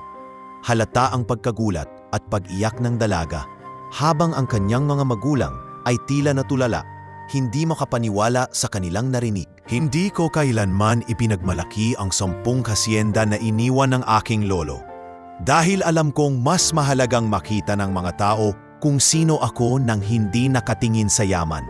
Pero ngayong panahon na, nais kong ipakita sa inyo na hindi ako ang binatang inyong iniisip. Ako ay isang hasyendero, oo, pero higit sa lahat, ako ay isang tao na marunong magmahal at magpatawad. Matapos niyang mansalita, muling bumalot ang katahimikan. Bago sumabog ang malakas na palakpakan mula sa mga magsasaka at mga taong matagal nang nakikinabang sa kanyang kabutihan. Mabuhay si Daniel! Mabuhay ang mas malasakit sa mahihirap! Sigaw ng isa. Ngunit habang ipinagdiriwang ng mga tao ang kanyang tapang at katotohanan, nanatiling tahimik ang pamilya ni Angela. Sa unang pagkakataon, naramdaman nilang sila ang mali. Ang lalaking matagal nilang hinamak at pinagtawanan ay siya palang pinagmumulan ng kabutihan at biyaya sa kanilang bayan. Pagkatapos ng programa, nilapitan ni Angela si Daniel. May mga luhang dumadaloy sa kanyang pisngi. Daniel, hindi ko alam. Patawarin mo ako, hindi ko akalain na ikaw pala ang lahat ng ito. Pero kahit wala ka pang ipinapakita noon, mahal na kita. Ngayon, mas lalo kong napatunayan kung gaano pa kahalaga. Ngumiti si Daniel at marahang hinaplos ang kanyang pisngi. Angela, wala akong galit sa iyo. Hindi ko ginawa ito para ipakita sa inyo ang yaman ko. Ginawa ko ito para ipakita na kahit gaano ako kaliit sa paningin ng iba, hindi iyon ang magtatakda ng aking halaga. Sa puntong iyon, hindi na nakapansalita ang pamilya ni Angela. Nahihiya silang lumapit. Alam nilang sobra ang kanilang naging paghusga. Ngunit sa huli, ito na ang simula ng pagbabago ng tingin nila kay Daniel. Ang binatang kanilang minamaliit ay lumantad bilang tunay na huwaran ng kabutihan at karangalan. Sa gabing iyon, nagbago ang kasaysayan ng kanilang bayan. Si Daniel na dating pinagtatawanan ay naging simbolo ng pag-asa at lakas. At higit sa lahat, siya'y naging patunay na ang tunay na halaga ng tao ay hindi nakikita sa panlabas, kundi sa puso at gawa. Matapos ang gabing inilantad ni Daniel ang katotohanan sa plaza, mabilis na kumalat sa buong bayan ang balita. Ang binatang laging nakasakay sa kalabaw, ang binatang tinatawanan at hinahamak ay siya palang tunay na may-ari ng 10 hasyenda. Ang mga tao na dati nagdududa sa kanya ay biglang nag-iba ang tingin. Ang mga magsasaka ay lalo pang humanga at maging ang mga negosyanteng dati nagmataas ay napilitan ding yumuko sa respeto. Ngunit higit sa lahat, ang pinakatinamaan ay ang pamilya ni Angela. Ilang araw matapos ang pagtitipon, nagpasya ang pamilya ng dalaga na dumalaw sa hasyenda ni Daniel. Hindi madali para sa kanila ang hakbang na iyon. Ngunit ramdam nilang panahon na upang aminin ang kanilang pagkakamali. Sa unang pagkakataon, isinantabi nila ang kanilang pride at iniwan ang kanilang marangyang sasakyan upang magtungo sa isang lupain na dati hindi nila kinikilala. Nang dumating sila, sinalubong sila ng mga manggagawa na may ngiti sa labi. Nandito po sila Don Ricardo at Doña Cecilia, bulong ng isa. Kaagad na ipinamalita sa lahat ng naroroon ang kanilang presensya. Sa loob ng opisina ng hasyenda, naroroon si Daniel, nakaupo sa harapan ng isang mesa na puno ng papeles at mga ulat tungkol sa ani. Nang biksan ng pinto, lumitaw si Angela kasama ang kanyang mga magulang. Tahimik ang lahat at ang tanging naririnig ay ang tunog ng mga ibon sa labas. Daniel, mahinang sambit ni Angela, bakas ang kaba sa kanyang tinig. Tumayo si Daniel at hinarap sila. Angela, Don Ricardo, Doña Cecilia, anong maipaglilingkod ko sa inyo? Si Doña Cecilia ang unang nagsalita, halata ang bigat sa kanyang boses. Daniel, hindi ko alam kung paano ko sisimulan ito, ngunit nais kong humingi ng tawad.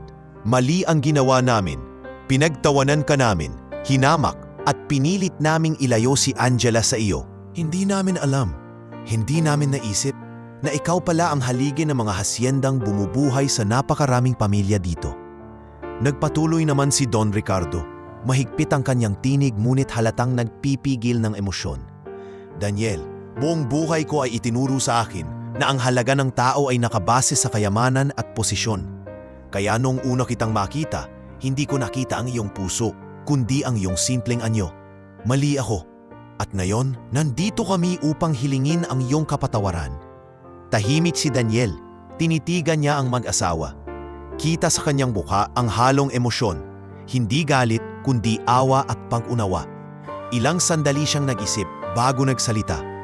Don Ricardo, Doña Cecilia, matagal ko nang tinanggap na hindi lahat ng tao ay makakita ng aking tunay na pagkatao. Oo, nasaktan ako sa inyong mga sinabi noon, ngunit mas pinili kong hindi magtanim ng galit. Sapagkat alam ko, darating din ang araw na makikita ninyo ang katotohanan. Napaiyak si Angela at mabilis na lumapit kay Daniel. Salamat Daniel, salamat sa pagtatawad. Hindi mo alam kung gaano ko ito pinanalangin na dumating ang araw na ito.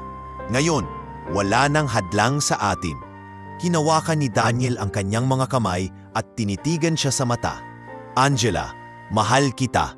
Walang nagbago doon. At kung handa ka na talagang tumayo sa tabi ko, hindi ko nahahayaang muli tayong paghiwalayin.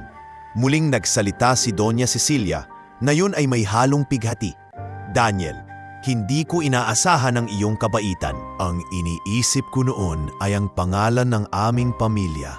Ngunit ngayon, nakikita ko na ang tunay na dangal ay hindi nasusukat sa kayamanan, kundi sa kababaang loob at malasakit. Pinatawad mo kami kahit hindi kami karapat-dapat. Kaya't mula ngayon, ikaw ay aming tatanggapin. Nang marinig iyon, nag-iba ang damdamin ng mga taong nasa paligid. Ang mga magsasaka at tauhan ng hasyenda na nakikinig sa malapit ay hindi napigilang pumalakpak. Ang dating malalim na bangin sa pagitan ng dalawang mundo, ang mayayamang pamilya ni Angela at ang simpleng binatang si Daniel ay unti-unting nabura. Sa mga sumunod na araw, sinimulan ng pamilya ni Angela na ipakita ang kanilang sinseridad. Madalas na bumibisita si Don Ricardo sa hasyenda upang makipag-usap sa mga tauhan at magsimula ng mga proyekto para sa mga magsasaka. Si Doña Cecilia naman ay nakikitulong kay Aling Marta sa mga gawaing pangkomunidad. Bagamat hindi agad nabura ang kanilang mga pagkakamali, nakita ng lahat na nagsisikap silang ituwid ang mga ito. Isang gabi, habang magkasamang naglalakad sina Daniel at Angela sa ilalim ng buwan, hindi mapigilan ni Angela ang kanyang damdamin. Daniel, hindi ko alam kung paano ko ipapaliwanag kung gaano ako kasaya. Noon, akala ko mawawala ka na sa akin habang buhay. Pero ngayon, nandito ka at tanggap ka na ng pamilya ko. Parang isang panaginip, ngumiti si Daniel at marahang hinawakan ang kanyang piski. Angela, minsan kailangan munang dumaan sa sakit at pagsubok bago makarating sa tunay na kaligayahan. At sa lahat ng pinagdaanan natin, mas lalo kong napatunayan na ang pagmamahal natin ay hindi basta-basta. Sa wakas, ang mga sugat ng nakaraan ay unti-unting naghihilom. Ang mga salitang patawad na matagal hinintay ay nasambit na, at ang dating binatang pinagtawanan, ngayon ay hindi lamang kinikilala, kundi higit pa, minamahal at iginagalang ng mga taong minsang nagduda sa kanya. Matapos ang gabing inilantad ni Daniel ang katotohanan sa plaza, Mabilis na kumalat sa buong bayan ang balita. Ang binatang laging nakasakay sa kalabaw, ang binatang tinatawanan at hinahamak, ay siya palang tunay na may-ari ng 10 hasyenda. Ang mga tao na dati nagdududa sa kanya ay biglang nag-iba ang tingin. Ang mga magsasaka ay lalo pang humanga, at maging ang mga negosyanteng dati nagmataas ay napilitan ding yumuko sa respeto.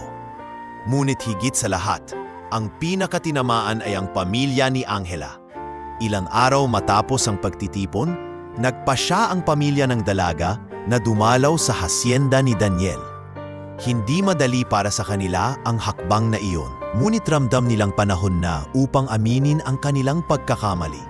Sa unang pagkakataon, isinantabi nila ang kanilang pride at iniwan ang kanilang marangyang sasakyan upang magtungo sa isang lupain na dati hindi nila kinikilala. Nang dumating sila, sinalubong sila ng mga manggagawa na may ngiti sa labi. Nandito po sila, Don Ricardo at Doña Cecilia. Bulong ng isa. Kaagad na ipinamalita sa lahat ng naroroon ang kanilang presensya. Sa loob ng opisina ng hasyenda, naroon si Daniel, nakaupo sa harapan ng isang mesa na puno ng papeles at mga ulat tungkol sa hani. Nang buksan ang pinto, lumitaw si Angela kasama ang kanyang mga magulang. Tahimik ang lahat, at ang tanging naririnig ay ang tunog ng mga ibon sa labas. Daniel, mahinang sambit ni Angela. Bakas ang kaba sa kanyang tinig. Tumayo si Daniel at hinarap sila. Angela, Don Ricardo, Doña Cecilia, anong maipaglilingkod ko sa inyo? Si Doña Cecilia ang unang nagsalita. Halata ang bigat sa kanyang boses. Daniel, hindi ko alam kung paano ko sisimulan ito, ngunit nais kong humingi ng tawad. Mali ang ginawa namin. Pinagtawanan ka namin, hinamak, at pinilit naming ilayo si Angela sa iyo. Hindi namin alam, hindi namin naisip na ikaw pala ang haligi ng mga hasyendang bumubuhay sa napakaraming pamilya dito. Nagpatuloy naman si Don Ricardo. Mahigpit ang kanyang tinig, ngunit halatang nagpipigil ng emosyon. Daniel, buong buhay ko itinuro sa akin na ang halaga ng tao ay nakabase sa kayamanan at posisyon. Kaya noong una kitang makita, hindi ko nakita ang iyong puso, kundi ang iyong simpleng anyo. Mali ako. At ngayon, nandito kami upang hilingin ang iyong kapatawaran. Tahimik si Daniel. Tinitigan niya ang mag-asawa. Kita sa kanyang mukha ang halong emosyon, hindi galit, kundi awa at pag-unawa. Ilang sandali siyang nagyasip, bago nagsalita. Don Ricardo, Doña Cecilia, matagal ko nang tinanggap na hindi lahat ng tao ay makakakita ng aking tunay na pagkatao. Oo, nasaktan ako sa inyong mga sinabi noon, ngunit mas pinili kong hindi magtanim ng galit, sapagkat alam ko darating din ang araw na makikita ninyo ang katotohanan. Napaiyak si Angela at mabilis na lumapit kay Daniel. Salamat, Daniel. Salamat sa pagpatawad. Hindi mo alam kung gaano ko ito pinanalangin na dumating ang araw na ito. Ngayon wala nang hadlang sa atin. Hinawakan ni Daniel ang kanyang mga kamay at tinitigan siya sa mata. Angela, mahal kita. Walang nagbago doon. At kung handa ka na talagang tumayo sa tabi ko, hindi ko nahahayaang muli tayong paghiwalayin. Muling nagsalita si Doña Cecilia. Ngayon ay may halong pighati. Daniel, hindi ko inaasahan ang iyong kabaitan. Ang iniisip ko noon ay ang pangalang ng aming pamilya. Ngunit ngayon, nakikita ko na ang tunay na dangal ay hindi nasusukat sa kayamanan, kundi sa kababaang loob at malasakit. Pinatawad mo kami kahit hindi kami karapat-dapat, kaya't mula ngayon, ikaw ay aming tatanggapin. Nang marinig iyon, nagiba ang damdamin ng mga taong nasa paligid. Ang mga magsasaka at tauhan ng hasyenda na nakikinig sa malapit ay hindi napigilang pumalakpak. Ang dating malalim na bangin sa pagitan ng dalawang mundo, ang mayayamang pamilya ni Angela at ang simpleng binatang si Daniel ay unti-unting nabura. Sa mga sumunod na araw, sinimulan ng pamilya ni Angela na ipakita ang kanilang sinseridad. Angela, minsan kailangan munang dumaan sa sakit at pagsubok bago makarating sa tunay na kaligayahan. At sa lahat ng pinagdaanan natin, mas lalo kong napatunayan na ang pagmamahal natin ay hindi basta-basta. Sa wakas, ang mga sugat ng nakaraan ay unti-unting naghihilom. Ang mga salitang patawad na matagal hinintay ay nasambit na. At ang dating binatang pinagtawanan, ngayon ay hindi lamang kinikilala, kundi higit pa minamahal at iginagalang na mga taong minsang nagduda sa kanya. Lumipas ang mga buwan mula nang tanggapin ng pamilya ni Angela si Daniel. Unti-unting lumalim ang kanilang ugnayan at unti-unti ring nakilala ni Don Ricardo at Doña Cecilia ang tunay na puso ng binata. Ngunit tulad ng anumang magandang yugto, hindi nito tinanggal ang posibilidad ng panibagong pagsubok. Madalas na bumibisita si Don Ricardo sa hacienda upang makipag-usap sa mga tauhan at magsimula ng mga proyekto para sa mga magsasaka. Si Doña Cecilia naman ay nakikitulong kay Aling Marta sa mga gawaing pangkomunidad. Bagamat hindi agad nabura ang kanilang mga pagkakamali, nakita ng lahat na nagsisikap silang ituwid ang mga ito. Isang gabi, habang magkasamang naglalakad sina Daniel at Angela sa ilalim ng buwan, hindi mapigilan ni Angela ang kanyang damdamin. Hindi ko alam kung paano ko ipapaliwang kung gaano ako kasaya. Noon, akala ko mawawala ka na sa akin habang buhay. Pero ngayon, nandito ka at tanggap ka na ng pamilya ko, parang isang panaginip. Ngumiti si Daniel at marahang hinawakan ang kanyang pisngi. Sa pagkakataong ito, hindi na tungkol sa pag-ibig ang hamon, kundi sa negosyo na matagal nang pinaghihirapan ni Daniel at ng kanyang mga tauhan. Isang araw, habang nasa opisina ng hacienda si Daniel, dumating si Mang Ramon na halatang balisa. Daniel, may masamang balita. Bumaba ang presyo ng tubo sa merkado. Ang mga negosyanteng binibilhan natin halos wala ng interes. Kung magpapatuloy ito, lugi tayo at maraming manggagawa ang mawawala ng trabaho. Napatigil si Daniel. Ang tubo ang isa sa pinakamalaking pinagkukunan ng kita sa kanilang hacienda. Kung mawawala ito, malalagay sa alanganin ang kabuhayan ng daan-daang pamilya. Mang Ramon, sagot niya, hindi tayo pwedeng sumuko agad. Kailangan nating maghanap ng paraan. Kinagabihan, kinausap niya ang kanyang ina at si Angela. Nanay, Angela, mahirap ang kalagayan ngayon. Bumagsak ang presyo ng tubo at malaki ang epekto nito sa mga magsasaka natin. Hindi ko alam kung paano natin matutulungan sila nang hindi nalulugi. Sumabat si Angela, puno ng pag-aalala. Daniel, hindi ba pwedeng maghanap ng bagong pamilihan o baka pwedeng gumawa ng produkto mula sa tubo mismo kaysa ibenta lang ng hilaw? Napatingin si Daniel sa kanya at napangiti. Magaling, Angela. Iyan ang kailangan nating pag-isipan. Hindi sapat na umasa lang tayo sa lumang sistema. Kailangan nating maging malikhain. Sa sumunod na linggo, ipinatawag niya ang mga katiwala at ilang piling magsasaka para sa isang pulong. Doon ipinaliwanag niya ang kalagayan. Mga kaibigan, animula niya, alam kong hindi madali ang pinagdadaanan natin ngayon. Bumaba ang presyo ng tubo. Pero hindi ibig sabihin nito ay titigil na tayo. Balak kong magtayo ng maliit na pagawaan dito mismo sa hacienda. Hindi lang natin ibebenta ang tubo, gagawin nating asukal, suka at iba pang produkto. Sa ganitong paraan, mas lalaki ang kita at hindi tayo aasa sa mga negosyanteng umaapi sa presyo. Tahimik ang lahat bago nagsimula ang bulungan, hanggang sa magsalita si Mang Ramon. Daniel, malaki ang puhunan na kakailanganin para dyan. Sigurado ka ba? Tumango si Daniel. Oo, at handa akong ilabas ang sarili kong ipon para hindi tayo matigil.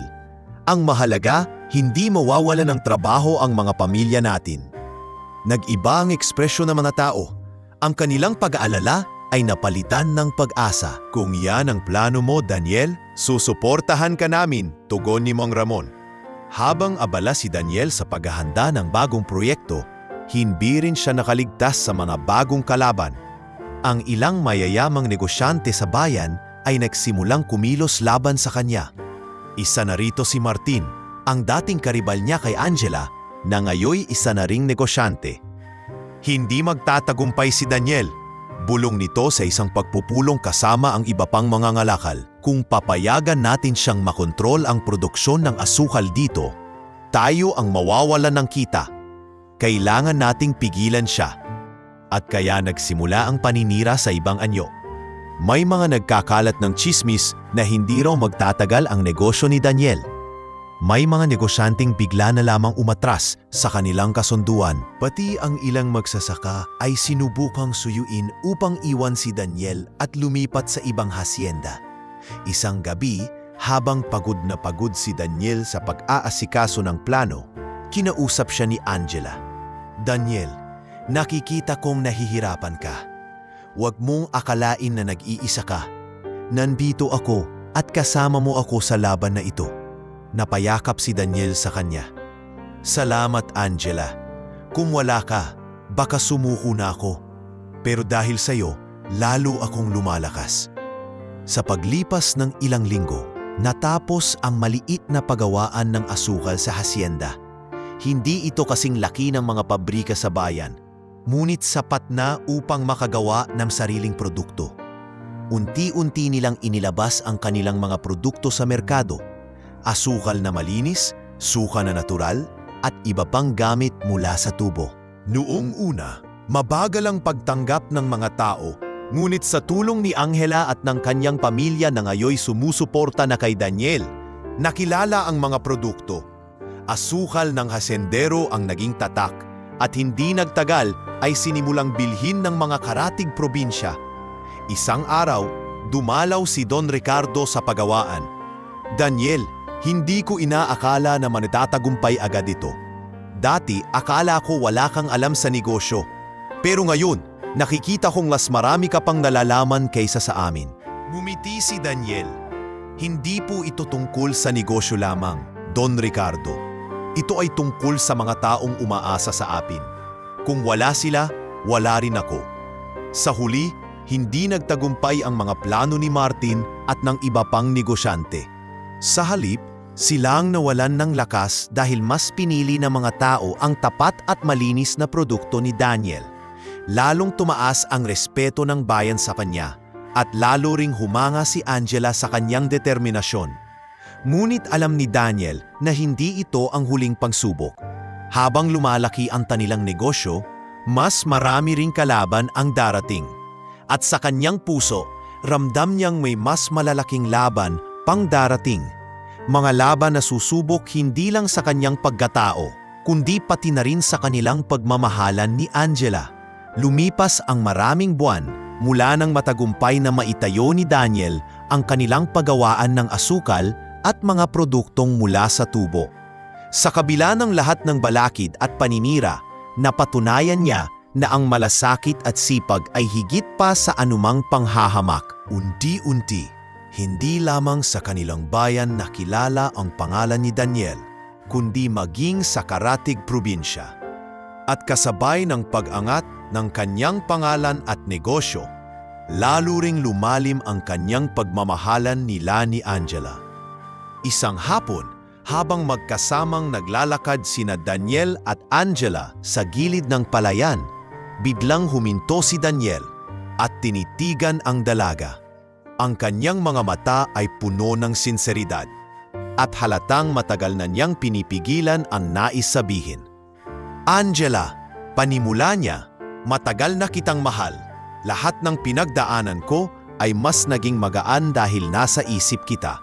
Ngayon gusto kong itanong, handa ka na bang makasama ako habang buhay?" Halos manginig si Angela sa narinig. Hindi niya mapigilang mapaluha. Ngunit ang ngiting gumuhit sa kanyang labi ay sapat na upang ipakita ang sagot. "Oo, Daniel. Matagal ko na ring hinintay ang sandaling ito. Handa akong maging asawa mo, kahit saan man tayo dalhin ng tadhana." Agad na ikinalat ang balitang magpapakasal sila. Ang buong bayan ay tila nagdiwang, sapagkat ang kanilang kwento ay hindi lamang isang pag-ibig kundi isang inspirasyon.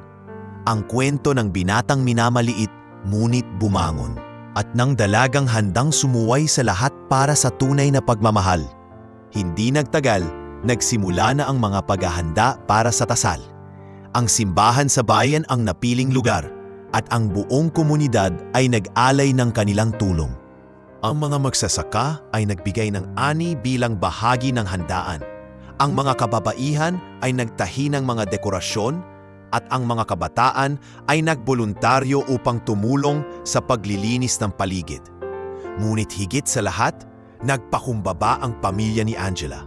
Si Doña Cecilia, na dati mariing tumutol sa relasyon, siya mismo ang nanguna sa paghahanda ng kasuotan ng kanyang anak. Angela, wika niya habang tinutulungan ng dalaga na sukatin ang damit. Patawarin mo ako sa lahat ng mga nagawa ko noon. Ngayon, nakikita ko na tama ka. Ang pag-ibig na totoo ay hindi kayang hadlangan ng pera o ng pangalan. Sa kabilang banda, si Don Ricardo naman ay nakipagtulungan kay Daniel sa lahat ng gastusin sa kasal. Hindi na ito dahil sa yaman, kundi bilang tanda ng kanyang suporta at pagtanggap. Daniel, sabi niya isang gabi, salamat at pinatunayan mong mali ako. Ikaw ang karapat-dapat para sa anak ko. Ngayon, ipinagmamalaki kitang magiging manugang. Dumating ang araw ng kasal at napuno ang simbahan ng mga tao.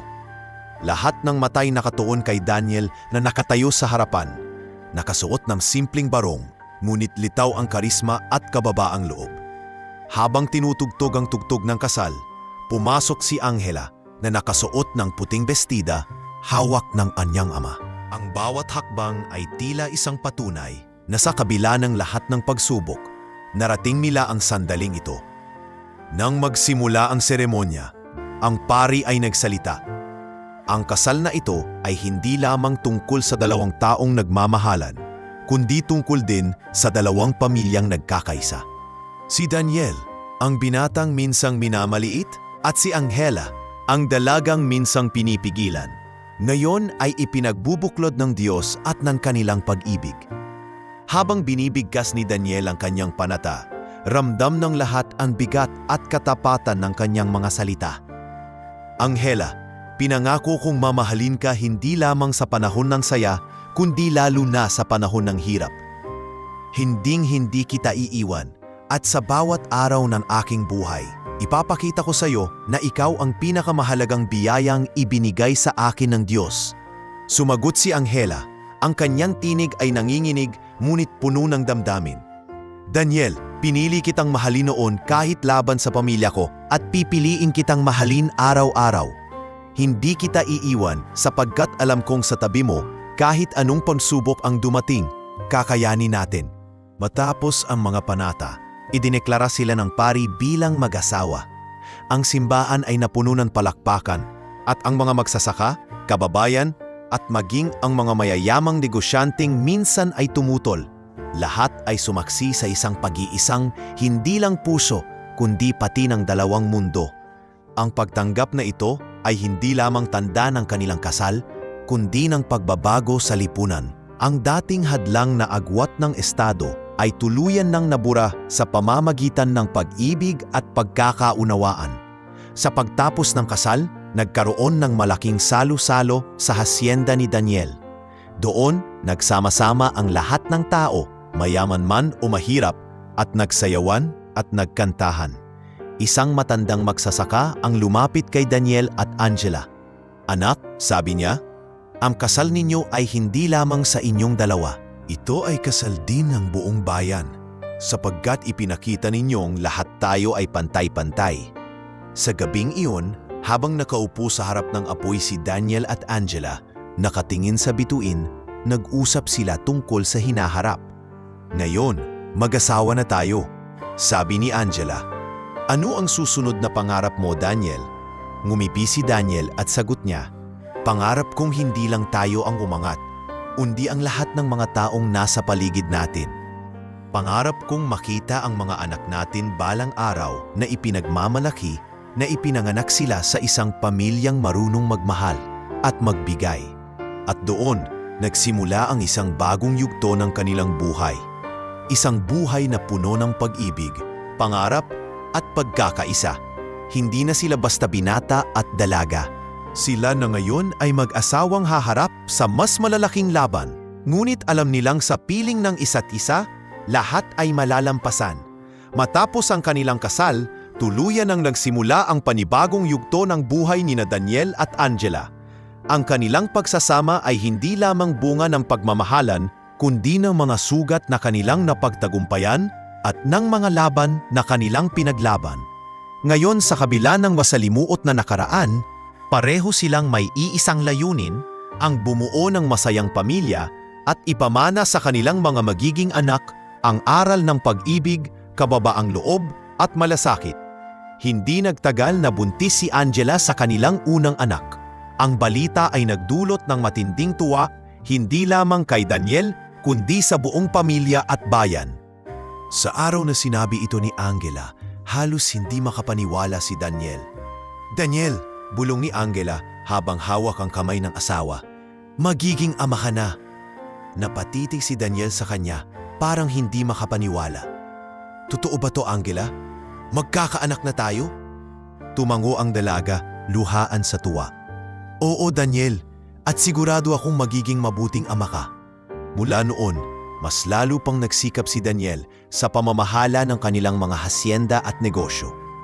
Hindi lamang ito para sa mga magsasaka, kundi lalo na para sa pamilyang kanilang bubuuin. Madalas niyang sinasabi kay Angela, "Lahat ng ginagawa ko ngayon ay para masigurado na paglaki ng ating anak, makikita niya na ang ama niya ay hindi lang nagmahal ng lupa, kundi nagmahal din ng tao." Dumating ang araw ng panganganak ni Angela. Sa gitna ng kaba at pag-aalala, nasa tabi niya si Daniel, mahigpit na hawak ang kanyang kamay. "Angela, kaya mo ito. Nandito lang ako. Lahat ng sakit, lahat ng hirap, sasamahan kita hanggang sa huling hininga ko." Ilang oras ang lumipas at sa wakas narinig nila ang iyak ng isang sanggol. Isang malusog na batang lalaki ang isinilang. Pinangalanan nila itong Miguel, hango sa pangalan ng lolo ni Daniel na siyang unang nagbigay sa kanila ng pamana. Ang pagdating ni Miguel ay tila naging simbolo ng panibagong pag-asa. Lalong naging masaya ang kanilang tahanan at kahit ang mga magsasaka ay nakisalo sa kagalakan. Dumalo ang buong bayan sa binyag ng bata na ginanap sa parehong simbahan kung saan ikinasal sina Daniel at Angela. Habang binibinyagan ang sanggol, ibinulong ni Daniel kay Angela, "Angela, pangako ko, hindi lang kita iingatan kundi pati ang bawat anak na ibibigay sa atin. Hindi man ako perpekto, pero gagawin ko ang lahat para maging haligi ng ating pamilya." Yumiti si Angela, halatang dama ang sinseridad ng asawa. "Daniel, hindi ko na kailangan ng perpektong asawa. Ang kailangan ko lang ay ikaw. Ikaw na marunong magmahal at magpatawad." Habang lumalapi si Miguel, nakikita ng lahat ang pagkakahawig niya sa kanyang ama. Hindi lamang sa itsura kundi sa asal. Bata pa lang, lagi na itong nakikitang sumusunod sa kanyang ama sa bukid. Nakasakay sa kalabaw na si Bantay. Madalas na sinasabi ng mga magsasaka, "Parang nakikita na naman natin si Daniel noong bata pa." Siguradong magiging mabuti rin siyang tao balang araw. Ngunit hindi natapos doon ang kanilang kwento. Makalipas ang ilang taon, nagkaroon pa sila ng 2 anak. Isang babae na pinangalanan nilang Teresa at isang bunso na tinawag nilang Andres. Ang kanilang pamilya ay mas lalong naging buo at masaya. Sa bawat hapagkainan, puno ng tawanan at kwentuhan, at ang dating mga sugat ng nakaraan ay tila tuluyan ng naghilom. Si Don Ricardo at Doña Cecilia, na dati mariing tumutol sa kanilang pagmamahalan, ngayon ay labis ang pagmamalaki sa kanilang mga apo. Madalas sabihin ni Doña Cecilia habang karga si Teresa, "Hindi ko alam kung anong klasing buhay ang meron kami kung hindi naging matatag si Daniel. Salamat sa Diyos at siya ang napangasawa ng anak ko." Ang kanilang tahanan ay hindi naging palasyo, ngunit ito'y naging pugad ng pagmamahalan at pagkakaisa. Sa mga gabi, habang napatingin sila sa kanilang mga natutulog na anak, madalas mag-usap sina Daniel at Angela. "Angela," sabi ni Daniel, "ngayon ko lang naramdaman ang ganitong kasiyahan. Noon, pinangarap ko lang na makapiling ka. Pero ngayon, narito tayo, mag-asawa, may mga anak, at may pamilyang buo." Tumugon si Angela, marahang idinantay ang ulo sa balikat ng asawa. "Daniel, lahat ng paghihirap na pinagdaanan natin ay sulit. At habang kasama kita, alam kong walang laban na hindi natin kayang harapin." Ang kanilang pamilya ay naging inspirasyon ng buong bayan. Ang dating binatang pinagtatawanan ay ngayon isa ng huwarang ama, asawa at pinuno. At ang kanilang kwento ay paunay na ang pag-ibig kapag binaglaban at pinanatiling tapat ay kayang bumuo ng tahanang hindi kayang gibain ng kahit anong unos. Lumipas ang maraming taon at lalo pang nakilala ang pangalan ni Daniel at Angela, hindi lamang sa kanilang bayan kundi maging sa karatig na probinsya. Ang kanilang mga anak ay lumaki sa isang tahanang puno ng pagmamahal at respeto. Ngunit higit sa lahat, lumaki silang may malinaw na aral na iniwan ng kanilang mga magulang, na ang yaman at kapangyarihan ay walang saysay kung hindi ito gagamitin para sa ikabubuti ng kapwa. Habang tumatanda si Daniel, mas naging malinaw sa kanya ang layunin ng kanyang buhay, ang mag-iwan ng pamana, hindi lamang ng lupa at negosyo, kundi ng kabutihang palagi niyang ipinakita.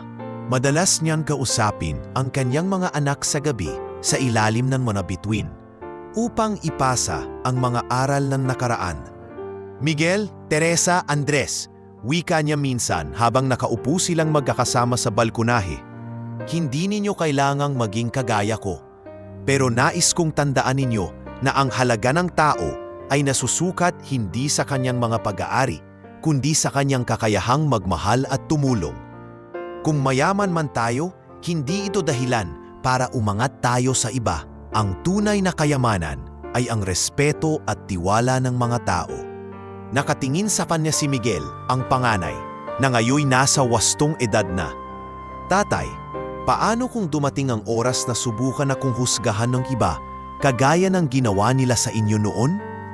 Ngumiti si Daniel, kita ang pagkakaroon ng karunungan sa kanyang mga mata. Anak, hayaang ang gawa mo ang sumagot para sa iyo. Huwag mong ubusin ang lakas mo sa pagpapatunay sa mga taong sarado ang isip. Sa halip, ipakita mo sa gawa at malasakit kung sino ka. Samantala, si Angela ay patuloy na naging katuwang ni Daniel, hindi lamang bilang asawa, kundi bilang ilaw nagtahanan at katuwang sa komunidad. Siya ang madalas na nangunguna sa mga proyekto para sa kababaihan, mga programa para sa edukasyon at kabuhayan. Madalas niyang sabihin sa kanyang mga anak, kung ang tatay ninyo ay haligi ng ating tahanan, ako naman ay ilaw, at kayo ang magiging pag-asa ng bayan. Kaya't matuto ngayong magmahal, hindi lang sa pamilya, kundi sa lahat ng tao. Isang araw, dumating ang isang malaking pagtitipon sa bayan upang parangalan ang mga taong nag-ambag ng malaki sa kanilang komunidad. Isa si Daniel sa pinagkalooban ng karangalan. Habang nasa entablado siya, hawak ang medalya, nagsalita siya ng mga salitang tumatak sa lahat ng nakarinig. Ang karangalang ito ay hindi para sa akin lamang. Ito ay para sa lahat ng magsasaka, sa lahat ng taong itinuring akong wala noon, at higit sa lahat, sa pamilya kong naging lakas ko. Kung may maiiwan akong pamana, iyon ay ang aral na walang taong maliit kung ang puso niya ay malaki para sa kapwa. Sa puntong iyon, nagpalakpakan ang lahat, maging ang kanyang mga dating kaaway at kritiko ay napilitang umamin na mali ang kanilang naging pagtingin. Si Martin, ang dating karibal ni Daniel, ay lumapit pa sa kanya matapos ang programa. Daniel, wika nito, matagal akong nagkimkim ng galit at inggit sa'yo. Pero ngayong nakikita ko ang lahat ng iyong ginawa, wala akong ibang masasabi kundi saludo ako sa'yo. Pinapik ni Daniel ang kanyang balikat. Martin, wala akong galit sa'yo. Ang mahalaga, natuto tayo pareho. Ang buhay ay hindi tungkol sa paglamang, kundi sa pagtutulungan. Habang patuloy na umuusad ang panahon, dahan-dahan ding tumanda si Daniel. Ang dating binatang laging nakasakay sa kalabaw ay ngayoy isang respetadong patriarka ng kanilang pamilya at komunidad. Ngunit kahit na tumanda siya, hindi nagbago ang kanyang ugali. Madalas pa rin siyang makita sa bukid, kausap ang mga magsasaka, nakasakay pa rin kay Bantay na ngayoy matanda na rin. At sa tuwing makikita siya ng mga kabataan, palaging may kasamang kuwento ng inspirasyon. Sa isang gabi, habang nakaupo sila ni Angela sa kanilang balkonahe, magkahawak ang kamay at pinagmamasdan ang kanilang mga anak na nagtatawanan sa bakuran. Napabuntong hininga si Angela. Daniel, kung iisipin ko ang lahat ng pinagdaanan natin, parang panaginip lang. Noon, halos wasakin tayo ng mundo. Pero ngayon, tingnan mo kung saan tayo dinala. ngumiti si Daniel at tumingin sa kanya. Angela, lahat ng ito ay hindi mangyayari kung hindi ka tumindig sa tabi ko. At kung anuman ang pamana natin sa mga anak, iyon ay bunga ng pagmamahalan natin. Iyon ang tunay na kayamanan. Pagkaraan ng maraming taon, nang dumating ang oras na si Daniel ay sumakabilang buhay, iniwan niya ang isang bayan na mas maunlad at mas nagkakaisa. Ang kanyang mga anak ay nagpatuloy ng kanyang mga nasimulan at ang kanyang pangalan ay naging alamat sa kanilang lugar. Sa bawat kwento ng matatanda, palaging binabanggit, si Daniel ang binatang pinagtawanan dahil sa kanyang kalabaw, ngunit kalaunan ay naging haligi ng bayan. Siya ang nagpamalas na ang dangal ng tao ay hindi kailanman nasusukat sa mata ng iba, kundi sa kabutihang naiiwan sa puso ng bawat nakapaligid. At sa huling hantungan ni Daniel, libu-libong tao ang tumalo. May iyakan, ngunit higit sa lahat ay may kasamang ngiti, sapagkat ang iniwan niya ay hindi lamang mga hasyenda o negosyo, kundi isang pamana ng kabutihan na hinding-hindi malilimutan ng bayan.